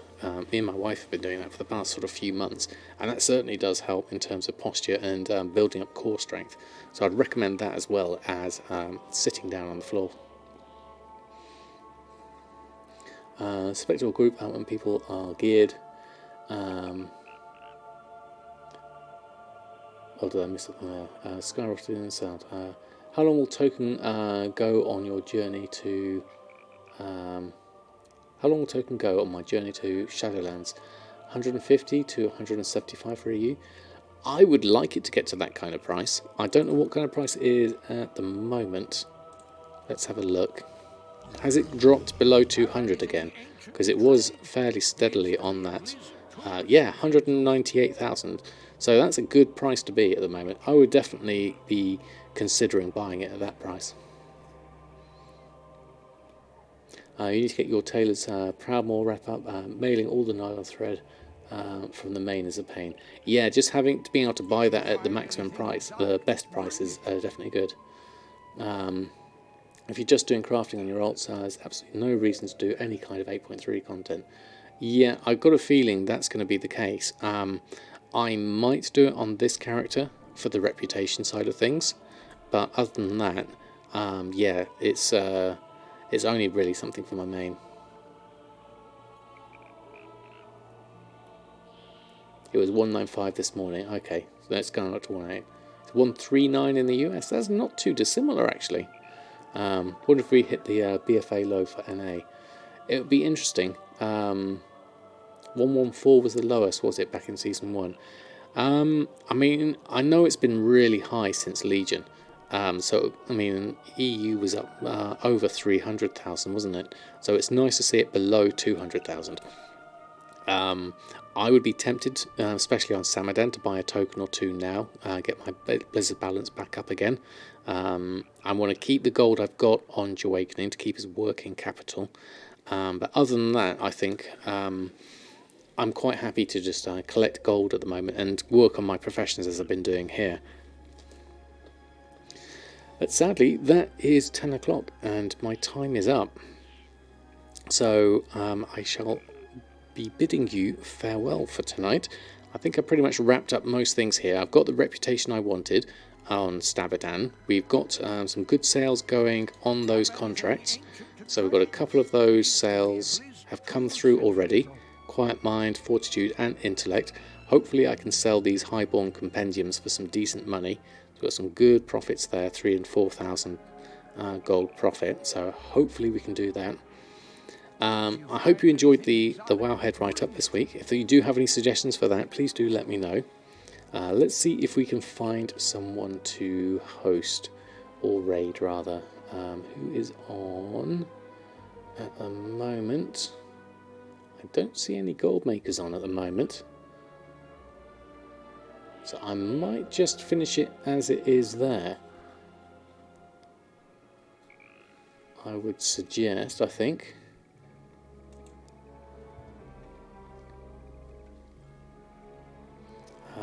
Mooboxer. I don't think I've got Mooboxer on my list, Rasheen. Let me have it. Oh, Dumpster, thank you very much for the follow. Multi-boxing classic at the moment. Okay, so it's. I'll have to check them out first, I think, before I do a random raid on them. But I'll bear that in mind. I'll keep an eye on them, and then maybe do them in a future time. But thank you for the suggestion. I featured him on multi-boxing. Oh, was it one of the ones from Farmer True's list that he gave me? Okay, let me have a look. I know he gave me a whole list of people as suggestions. There we go. Let's have a look. Let me just jump on over. Just got to wait for the ad to go through. Bit of multi-boxing. There we go. Okay. Oh, Daily Show, thank you very much for using your Prime. You've literally just caught me at the end of the stream, but thank you very much for your support. That was very much appreciated. Let's see lots of emotes for you. Thank you very much. There we go. Thank you very much indeed. Okay, so we'll do a raid on Mooboxer, who is currently 10 boxing at the moment. So let's do this as suggested by Rasheen. Raid Mooboxer. I won't have time to hang around too much in chat, but we'll set that off. But and Nesectio, thank you very much for the follow. So big thank you to everyone who's hung out in chat tonight. Really appreciate your company as always. From myself and Oreo, we wish you the very best of weeks, and we will see you next week. I'll let you know whether I manage to get another stream coming in, and if I can get in a second stream, I'll post it on my usual Twitter and Discord and everything like that. So until next time, let's throw a raid over to Mooboxer, who is currently multi-boxing classic. Until next time, have a lovely week of gold making, and I'll see you next week. There we go, let's try that.